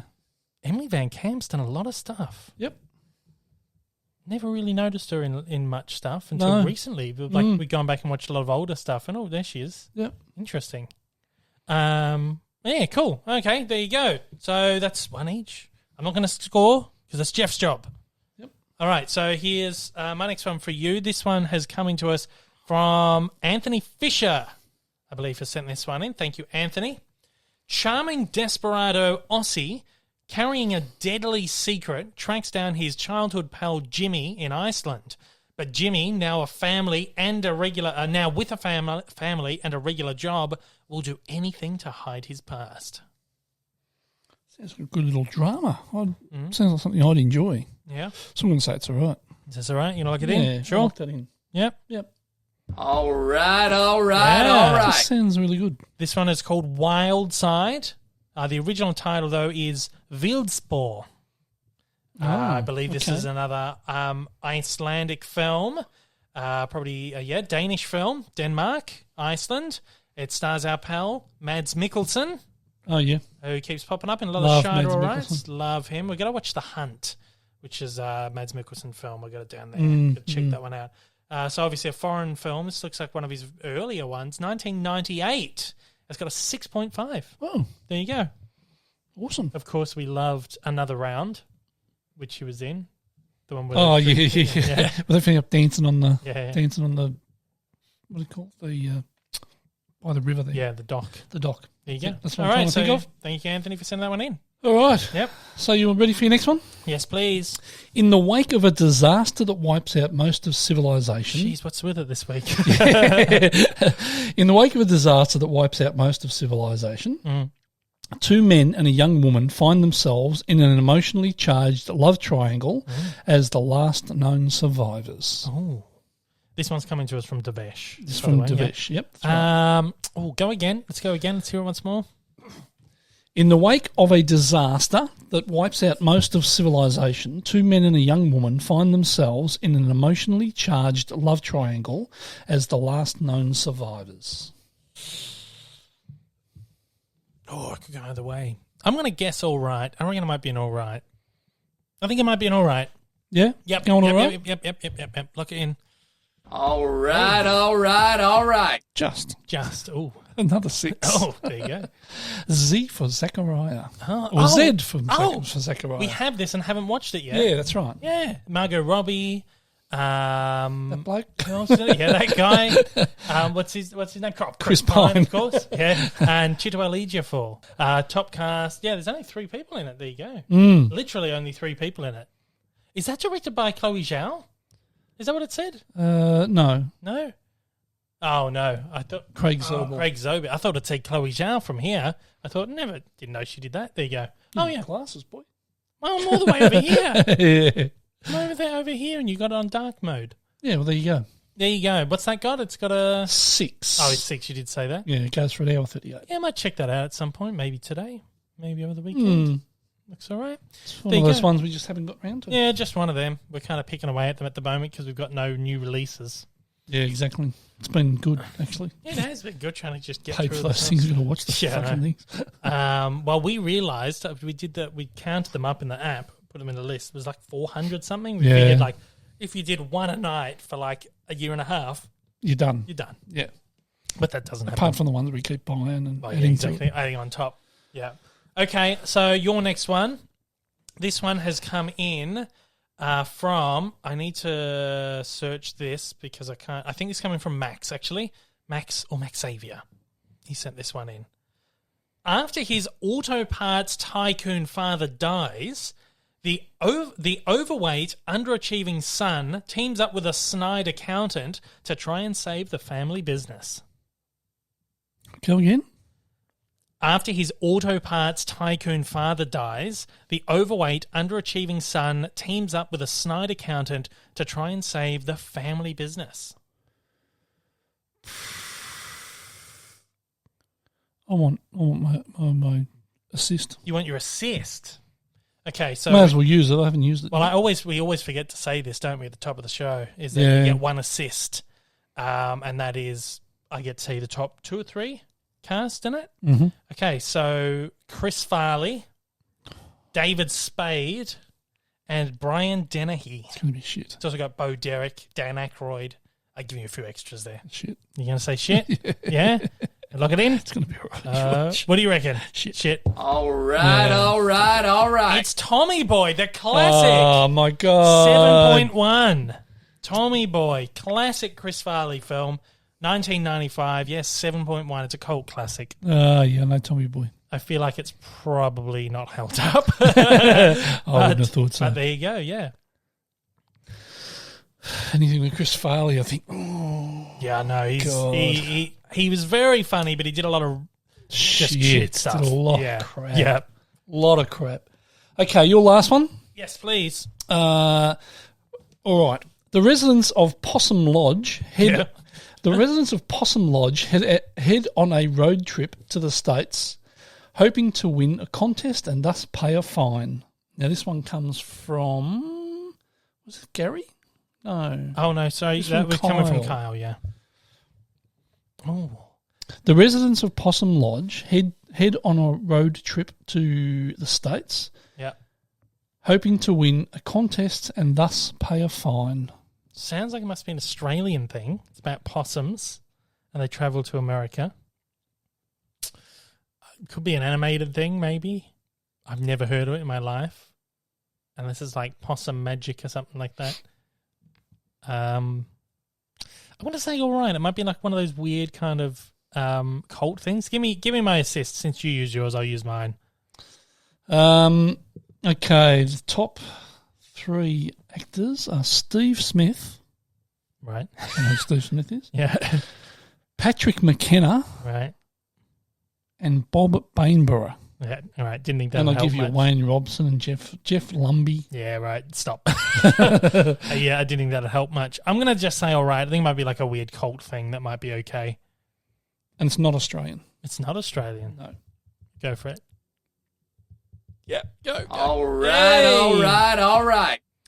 It's called Duct Tape Forever.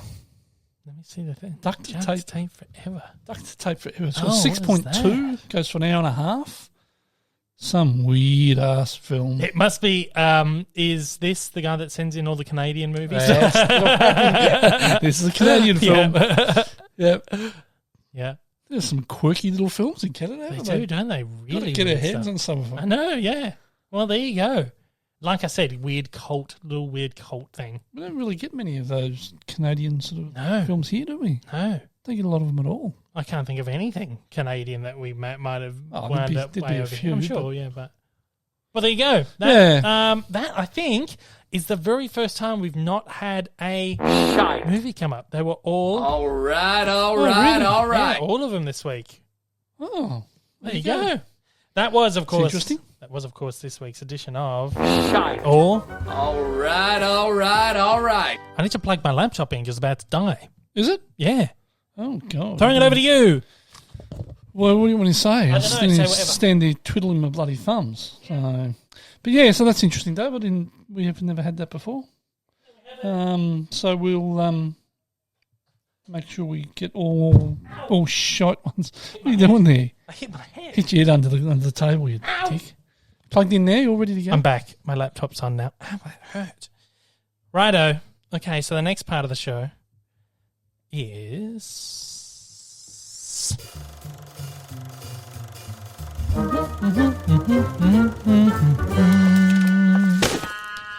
Trailer trash.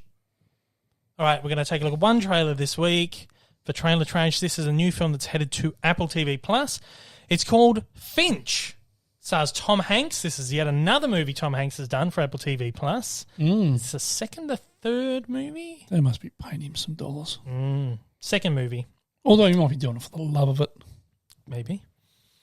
The first one was that can't remember what it was. It was on the like the ship. It was like the ship captain. Can't remember what it was called. Last year. I remember. It was good though. And then he did that one for Netflix, which was the News of the World, which was great. But now he's back to Apple TV Plus with one called Finch. Let's take a look. What happened so fast? There was a solar flare. Goodbye crops and food, goodbye everything. What shall we have? Get your elbows off the table. Get your elbows off the table. All right, you're next. You see, I'm developing something interesting. Giant leap of faith. Robots must protect dog. Come and see this. Tie the RV down. I believe in you, Finch. All right, Finch, Apple TV Plus. Looks all right. Looks okay. Tom Hanks. Anything Tom touches, I enjoy. Yeah, not watch anything. It'll be a day one movie. Yep, Sit and for watch. sure. It's got Caleb Landry Jones in there as well, who I assume must be the robot, the voice of the robot. I'm not too sure. It's directed by Miguel Sapochnik, who directed a film called Repo Man from 2010, a sci-fi movie starring Jude Law and Forrest Whitaker. Not Repo Man, starring Emilio Estevez. He's also directed a bunch of TV stuff, a bunch of episodes of Game of Thrones, Altered Carbon, True Detective, Fringe, Falling Skies. So a bunch of science fiction kind of stuff. It's written by Craig Lark. He's got no writing credits, but he's done various work on stuff like Jupiter Ascending, Maleficent, Thor the Dark World, Doctor Strange, Solo, Star Wars story, and also by Ivor Powell. Again, no writing credits, but he produced Alien and Blade Runner. It's a pretty interesting team there. The synopsis from Apple is Tom Hanks is Finch, a man who embarks on a moving and powerful journey to find a new home for his unlikely family, his beloved dog, and a newly created robot in a dangerous and ravaged world. Post-apocalyptic theme. Yeah, looks good. Looks pretty good. I think I'll enjoy that. Yeah, I like the look of it. So when's that out? I'm actually not sure. I probably should have written that down. It just says, I think it's very soon. I think it's only a couple of weeks away. Actually, no, it might be the end of the year. Let me look. Finch. Oh, that's, was it November 4 or something? Did it say November 4? It'll be on the thing. Yeah. On the trailer, I think that's it. November 4.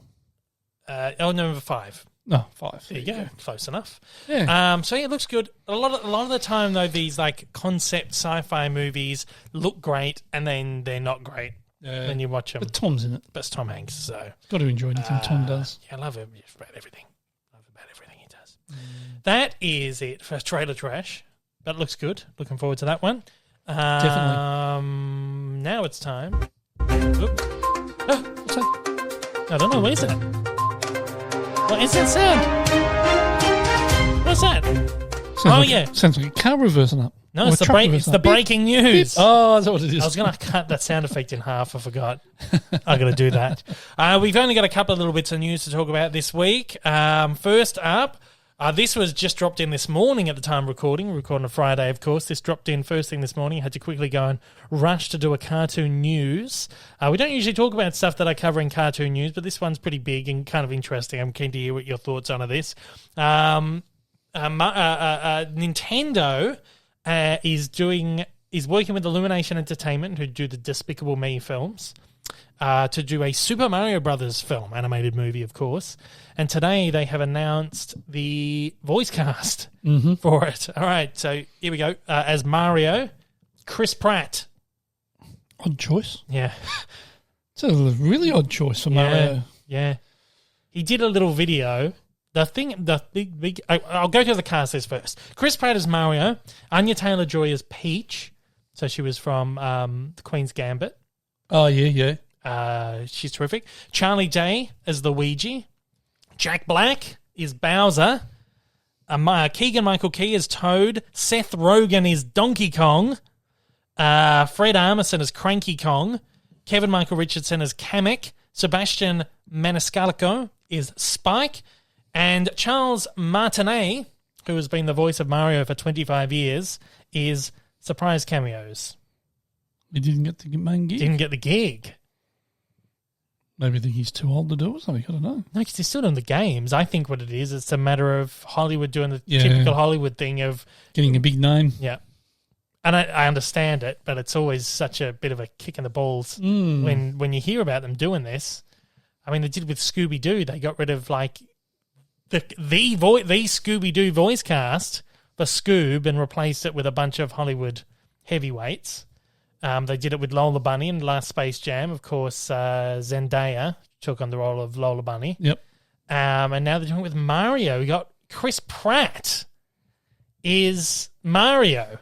Reserve my judgment, I think. Yeah, I'm feeling the same. Like, I understand why they do this, why they have it. They have to have a star-studded cast. I mean, just pandering to the fans of the games doesn't get you far enough. No, definitely. You got to pander to the general audience, because they're the ones who are seeing the movies by the masses and giving you the money. Really, it's a very odd thing. It's an odd choice. I like the idea of Jack Black as Bowser. Yeah, I like Seth Rogen too. Yeah, as Donkey Kong, even though Donkey Kong's traditionally not a heavy speaking character. So I'm interested what they do there. He'll just grunt and groan his way through, probably. And Anya Taylor-Joy, who I love, I think she just seems perfect for Princess Peach. Yeah. That real, even especially if she uses her just British accent. I think she'll be terrific. It's the whole cast is great. I love Keegan Michael Key. Fred Armisen. Charlie Day's good. Charlie Day, everything he does is hilarious. Fred Armisen is a very, very good impressionist. He can do any dialect. Really? He did this on one of the talk shows. They were like, "I will put you to the test," and they put up just like the most like it was stuff like it's not just specifically like, for example, German. He can do the dialects. Really? City. He's like incredibly talented. Wow. He's also a comedian as well. Very good. Kevin Michael Richardson seems to be the only career voice artist that is actually in the film. Everyone else is a Hollywood heavyweight. And who else did I say is in there? Sebastian Maniscalco. I don't know too much about him, but apparently he's been in a bunch of stuff. But yeah, so you do have Mario in there, but he didn't get the gig. Yeah. Which is going to be weird. Yeah. I'm keen to see how Chris Pratt plays it, if he's actually going to do the Mario voice. Or whether it's going to be... Got it. It's not Mario without the accent. Let's go. You do that well. It's me, Mario. Being half Italian. Yeah. He did a little video on Instagram this morning. He was like, "Oh yeah, it's me, Mario." He's like, That's what he did. Well, he's like, no, I'm going to do a voice, but I can't reveal it yet. So whether he actually does try to do the "Hello, it's a Mario," I don't know. Maybe. Me going with my Aussie twang and yeah. It's me, it's Mario. G'day, it's Mario. Yeah. I don't know. I like the cast. I like all of them. It's going to be interesting. I'm looking forward to see more. But I'm very particularly interested to see how Chris Pratt's going to play it. Look, I think it'll be okay, but it's just a bit jarring. You think, Chris Pratt doing Yeah. I think there's obviously a reason they've chosen him. That maybe they're to draw card. Exactly right. Also interesting to note is that there's only 2 Italian members of the voice cast in there. Of course, there is Sebastian Maniscalco is Italian. Of course, you can tell by the name. Yep. And Charlie Day is part Italian. He's playing Luigi. Everyone else is not Italian. So, which is, really only Mario and Luigi are the Italian characters. Well, it depends on where a lot of these people grew up. They probably grew up around a lot of Italians anyway. Yeah, true. But particularly if it was like New York or Jersey or something like that. Yeah, there was obviously the internet does the internet thing and kicked up a fuss that Mario is not being voiced by an Italian bloke. But if you've seen Charles Martinet, he's he's not Italian. He's not. So Mario's never been voiced by an Italian guy. But as someone of Italian heritage, I'm very offended. No, I'm not. I don't give a shit. I don't give a shit, to be honest. But there you go, yeah. So I just thought that was just kind of an interesting thing because they tend to make a big point of it's just like that thing these days is like, we have to get like an Italian to play. It's just odd that they didn't do it. Or it's just just a weird thing. Yeah. I don't care. There you go, Chris Pratt. Have the role. I'm keen to see what happens with that. Yeah. It's going to be very strange. Netflix. This is an interesting one. Netflix has purchased, I can't remember the exact name of it. I think it's called the Roald Dahl Company or the Roald Dahl, something. Anyway, Netflix has essentially purchased the Roald Dahl estate. Oh, interesting. Deadline says that this deal that he's made... that they have made, Netflix, gives them access to the full catalogue of works from the famed British author. So we're talking stuff like Charlie and the Chocolate Factory, BFG, Matilda, James and the Giant Peach, The Magic Finger, The Witches, Fantastic Mr. Fox, Danny, Champion of the World, one of my absolute favourite, Roald Dahl, George's Marvellous Medicine, The Twits, Easy O Trot, Dirty Beasts, and the Min Pins. Just some examples of the Roald Dahl stuff that they're going to have. All of it. This is just some examples. Deadline says the deal extends a relationship between the two companies that began in 2018 with an initial pact that gave the streamer access to 16 titles for animated adaptations. To date, projects put into motion include Taika Waititi and Phil Johnson's upcoming series based on the world of Charlie and the Chocolate Factory and an adaptation of Matilda the Musical with Sony and working title. Netflix said today it was eyeing the creation of a universe of projects based on Dahl properties across animated and live-action films and TV, publishing, games, immersive experiences, live theatre, and consumer products. This is Netflix. They're going to be jumping into everything. Wow. Theatre, games. It's massive, isn't it? Oh. Netflix co-CEO Ted Sarandos said, "There's a moment in James and the Giant Peach when the ladybird says, 'We are now about to visit the most marvellous places and see the most wonderful things.' The centipede replies, 'There is no knowing what we shall see.' Netflix and the Roald Dahl Story Company share a deep love of storytelling and a growing global fan base. Together, we have an extraordinary opportunity to write multiple new chapters of these beloved stories, delighting children and adults around the world for generations to come." I'm keen on this. I'm really keen because Roald Dahl, for me, is like the top. When you talk about children's authors, he's top of the chain. Top of the tree. I adore Roald Dahl. His work is incredible.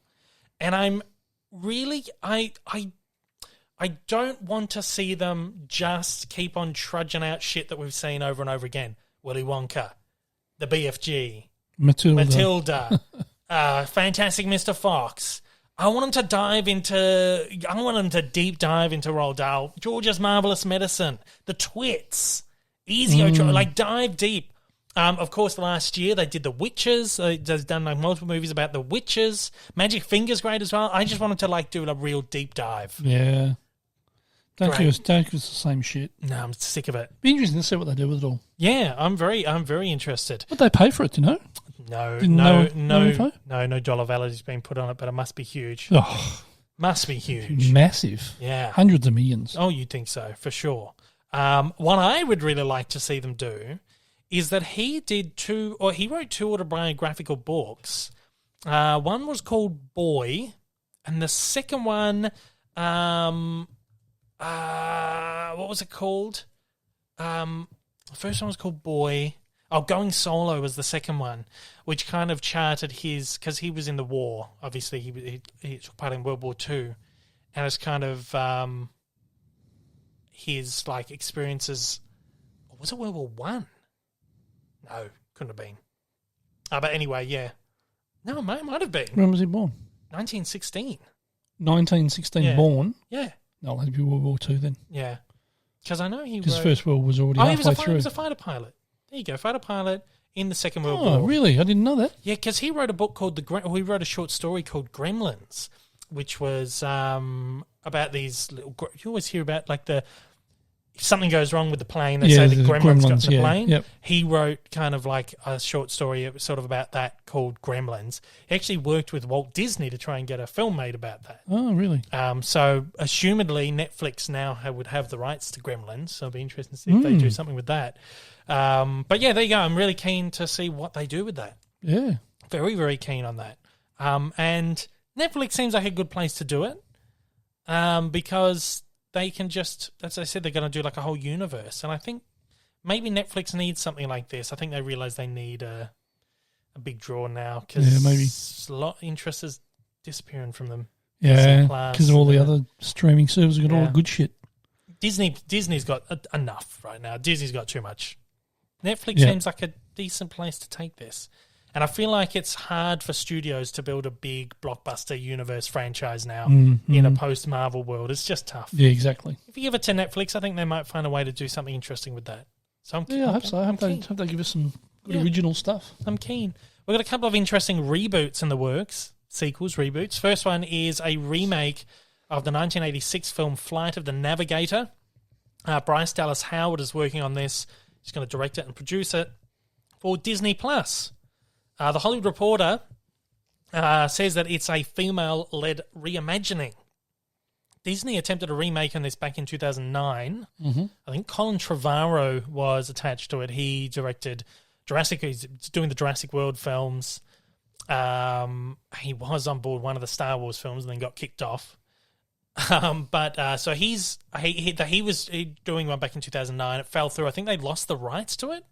The original movie was released by Disney. They distributed it, but they didn't make it.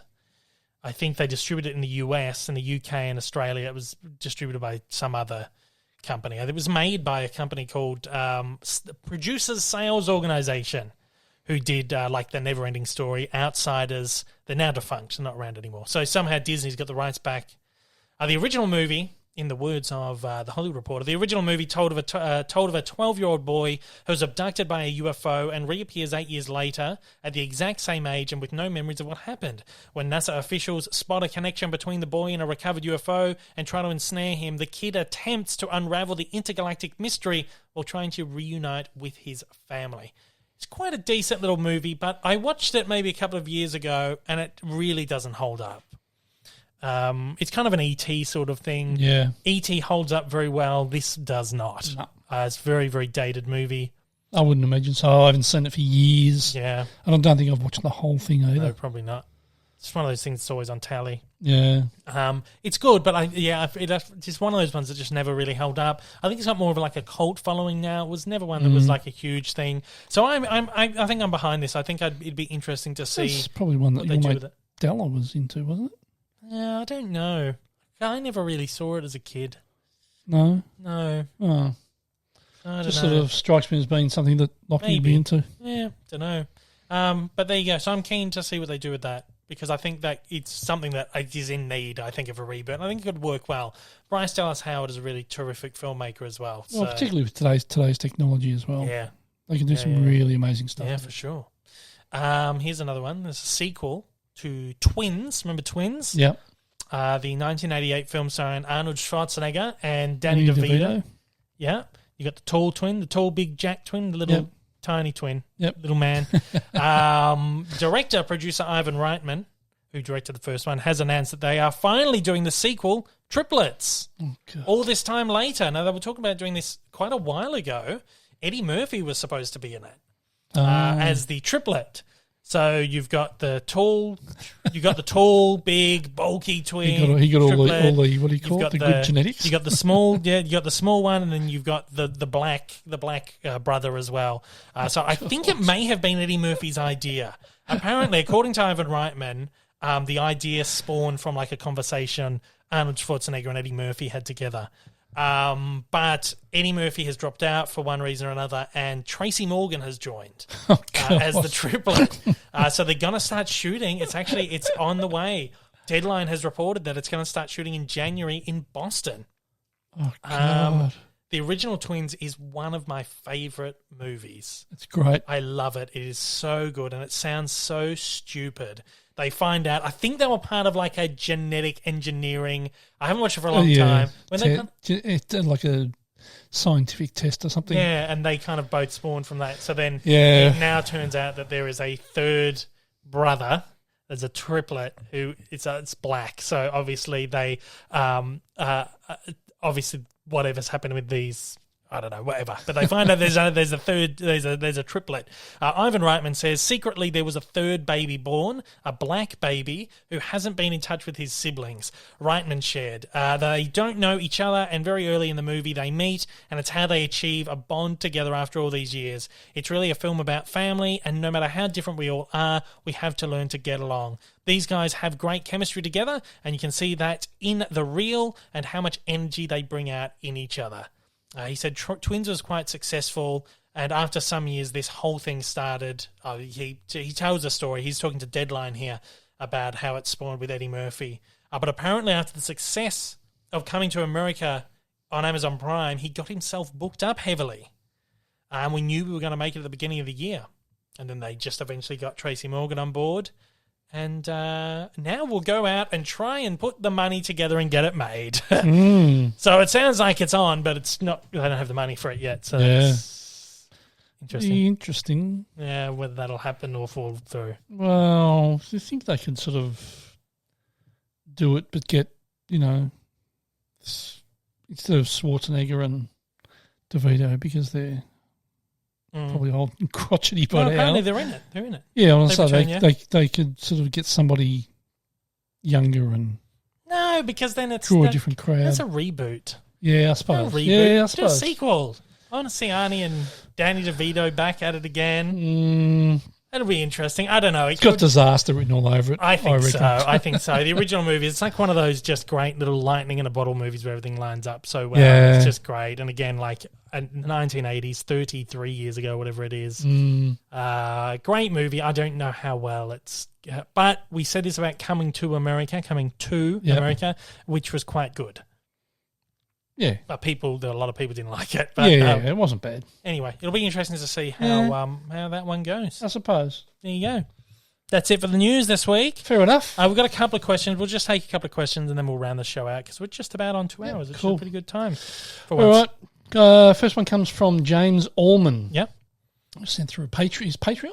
Yeah. He's a patron. He sent it through the patron service. Oh, okay. Sent to me in the inbox. Which cartoon show do you think would do well as live-action movie or show? My vote is Johnny Quest. Being a 90s kid, I love the real adventures of Johnny Quest, and I think live-action adaptation could work. Yeah, the real adventures of Johnny Quest was like the reboot series of Johnny Quest. That would be cool. I would like. It's like a. Do you remember watching the original when you were a kid? It was like a spy. It's a Hanna-Barbera series. No, it's like a spy thing. Really. Yeah, I don't think it was one that was really that well known. I think it's I knew of it, but I never. It wasn't really the sort of thing that I'd watch. Fair enough. So, what cartoon show would do well as a live action movie or show? Oh, it's always tough when you think about live action, animation to live action. You don't know. It never really works out that well. Let me think. Prince Planet. I think they did that. It was dreadful. No, maybe they didn't. Maybe it was just like a series of sketches that Saturday Night Live or something did. I'd like to see... I was going to say they've done that. Inspector Gadget. They did that. It was crap. Did they do Astro Boy? Oh, no, that was a cartoon. They didn't animate. That actually be interesting live action, wouldn't it? Have like a CGI Astro Boy. They did a CGI, like proper CGI. But if you do like a hybrid, you've got Astro Boy as maybe, or maybe he doesn't even need to be a CGI character. Probably just not. Live action, full stop. Was he a robot? Yeah, I think he was. So maybe it does need to be a CGI character. But you can have him in the real world. Yeah. It's interesting. Because I really can't. Like, I'm struggling to think. Like, all these live-action adaptations of animations are just awful. Flintstones, Flintstones is a good Simpsons. Jeez, no, please. Family Guy would be interesting. Oh, yeah. Because that's the least Martian. kind of... Well, yeah. I think that's kind of the least sort of out there, like, in terms of, like, design and stuff. I think that's the one thing that might translate to live action a bit better. Because you think of stuff they've done, like the Flintstones or Josie and the Pussycats or Dick, what's his name? Dick Tracy. Dick Tracy. They just never work. No. Family Guy. I think it would be dreadful, but it would be interesting. Maybe that's the one thing. It's just the one thing in my head that I'm like, yeah, maybe it can translate. And if you got Seth MacFarlane behind it, there you go. Family Guy maybe. and Astro Boy. Next, Frank's Films. hey Frankie. What's with the lack of 4?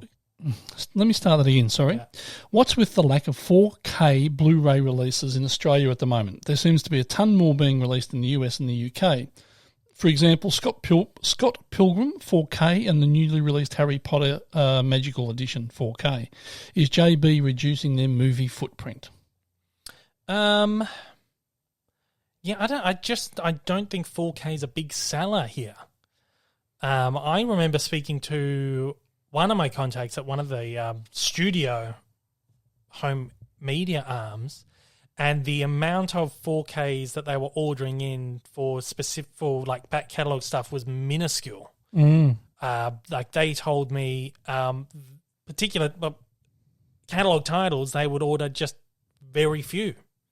A lot of them were selling out really quickly, and they did like second runs of them.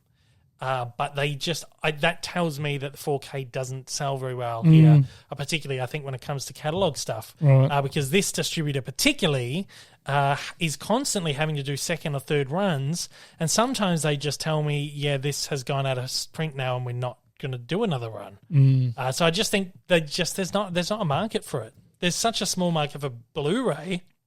People didn't catch up on Blu-ray. Yeah, it's true.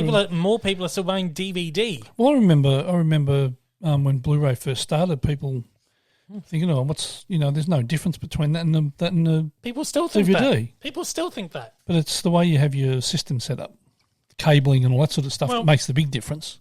Well, yeah, there's that, but people are also just like, yeah, oh, it's pain. I just took a big drink of my soft drink, my Coca-Cola, and a big gulp of air went down with it. Oh, you got a big burp coming in.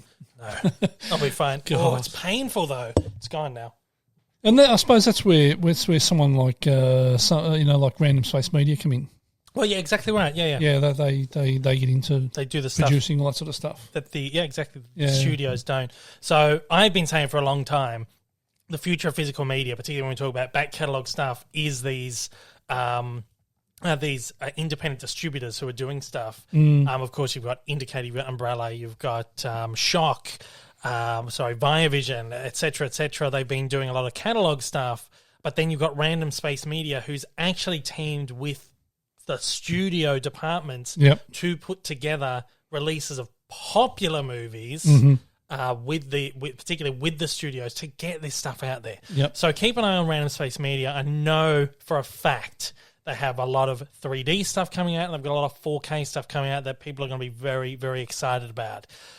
A lot of these, like what you're talking about here, Frank, where you're talking about stuff like Scott Pilgrim and Harry Potter that didn't get that release here but got the release over there.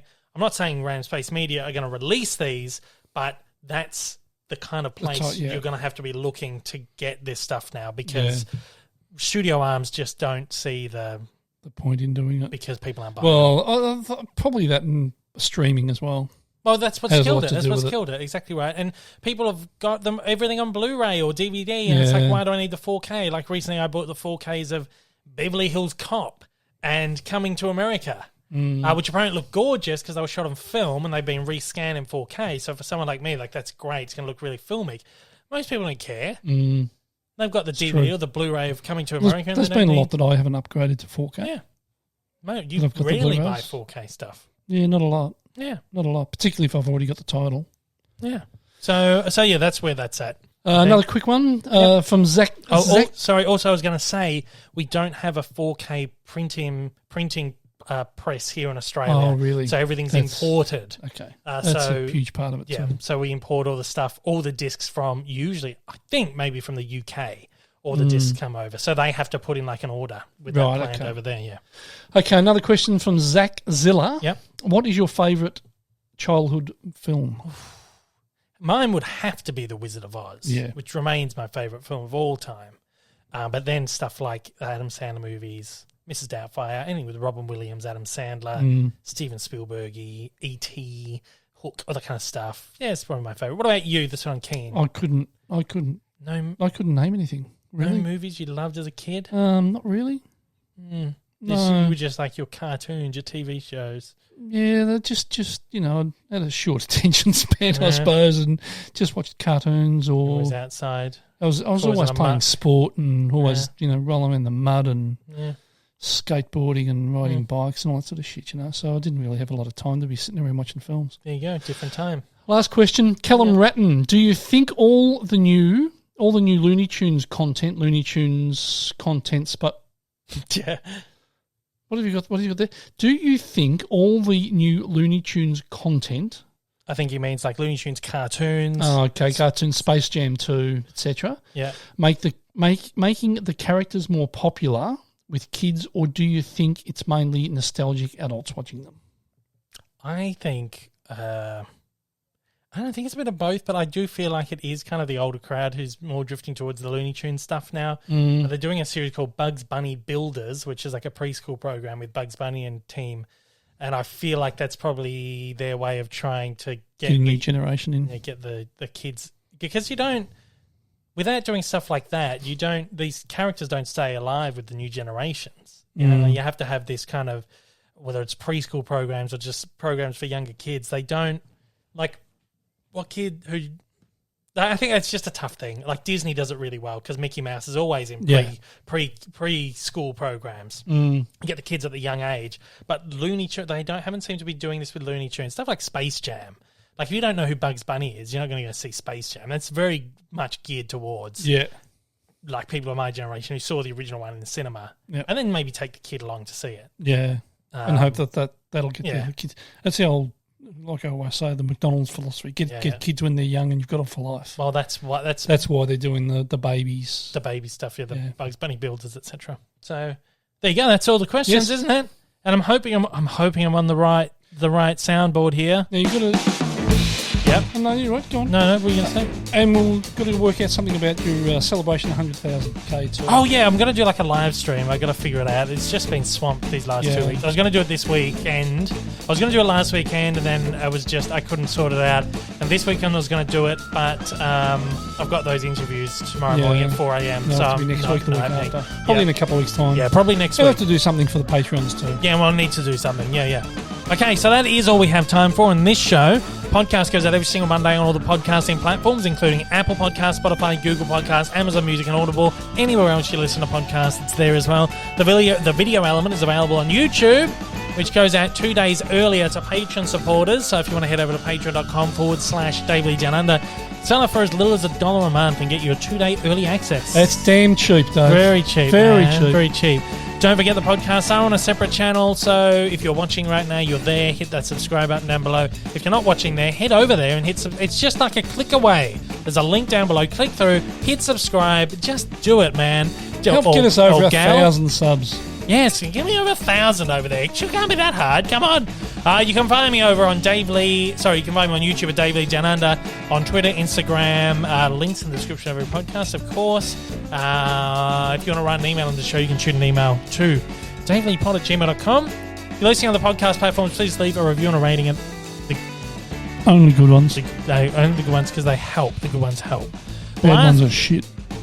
Yeah, the bad ones are shit. Don't like them. Now, okay, this week on YouTube, this is the YouTube preview. Last week, nothing big. cartoon news. There's a bunch of cartoon news about the Mario voice casting.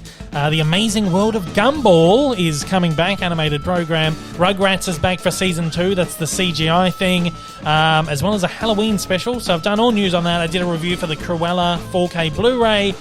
This week, you will have the next Evolution video. I'm working hard on finishing the edit. I'm working so hard, and I'm going to have it done. I was hoping by Tuesday, but I think it's looking more likely Thursday. So the last day of the month, it's going to be up again. Have you announced it? Haven't, but I guess I can maybe give a little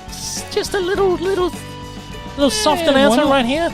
We're not doing a Cartoon Evolution this month. I've been saying this. We're going to do just a pop culture evolution this month. I'm preparing for the video to absolutely flop like the last pop culture evolution did, but I want to keep at this series.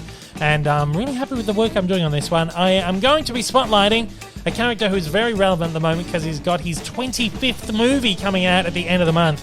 And that is, of course, Bond.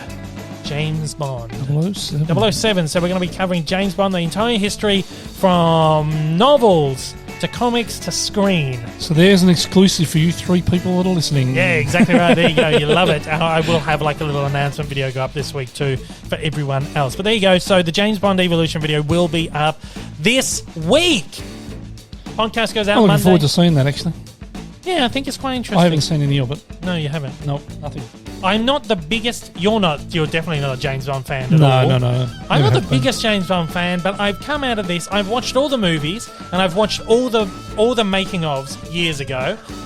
So it's all in there. So it's been fairly easy for me to write.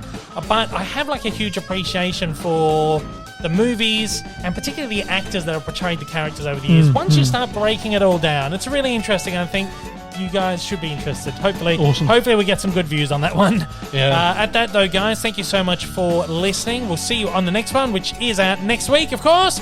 Until then, take it easy. Stay safe. Take it easy. Thanks, old mate Rick, for joining me again. Stay safe. Stay at home. Yes, take it easy. Don't go rioting. See you guys. Stop the riots. Stop them and get vaxxed. Yep. See you later. Oh no. What have you done? Oh no. He's almost hung himself with the microphones. See you later, guys. Oh, jeez.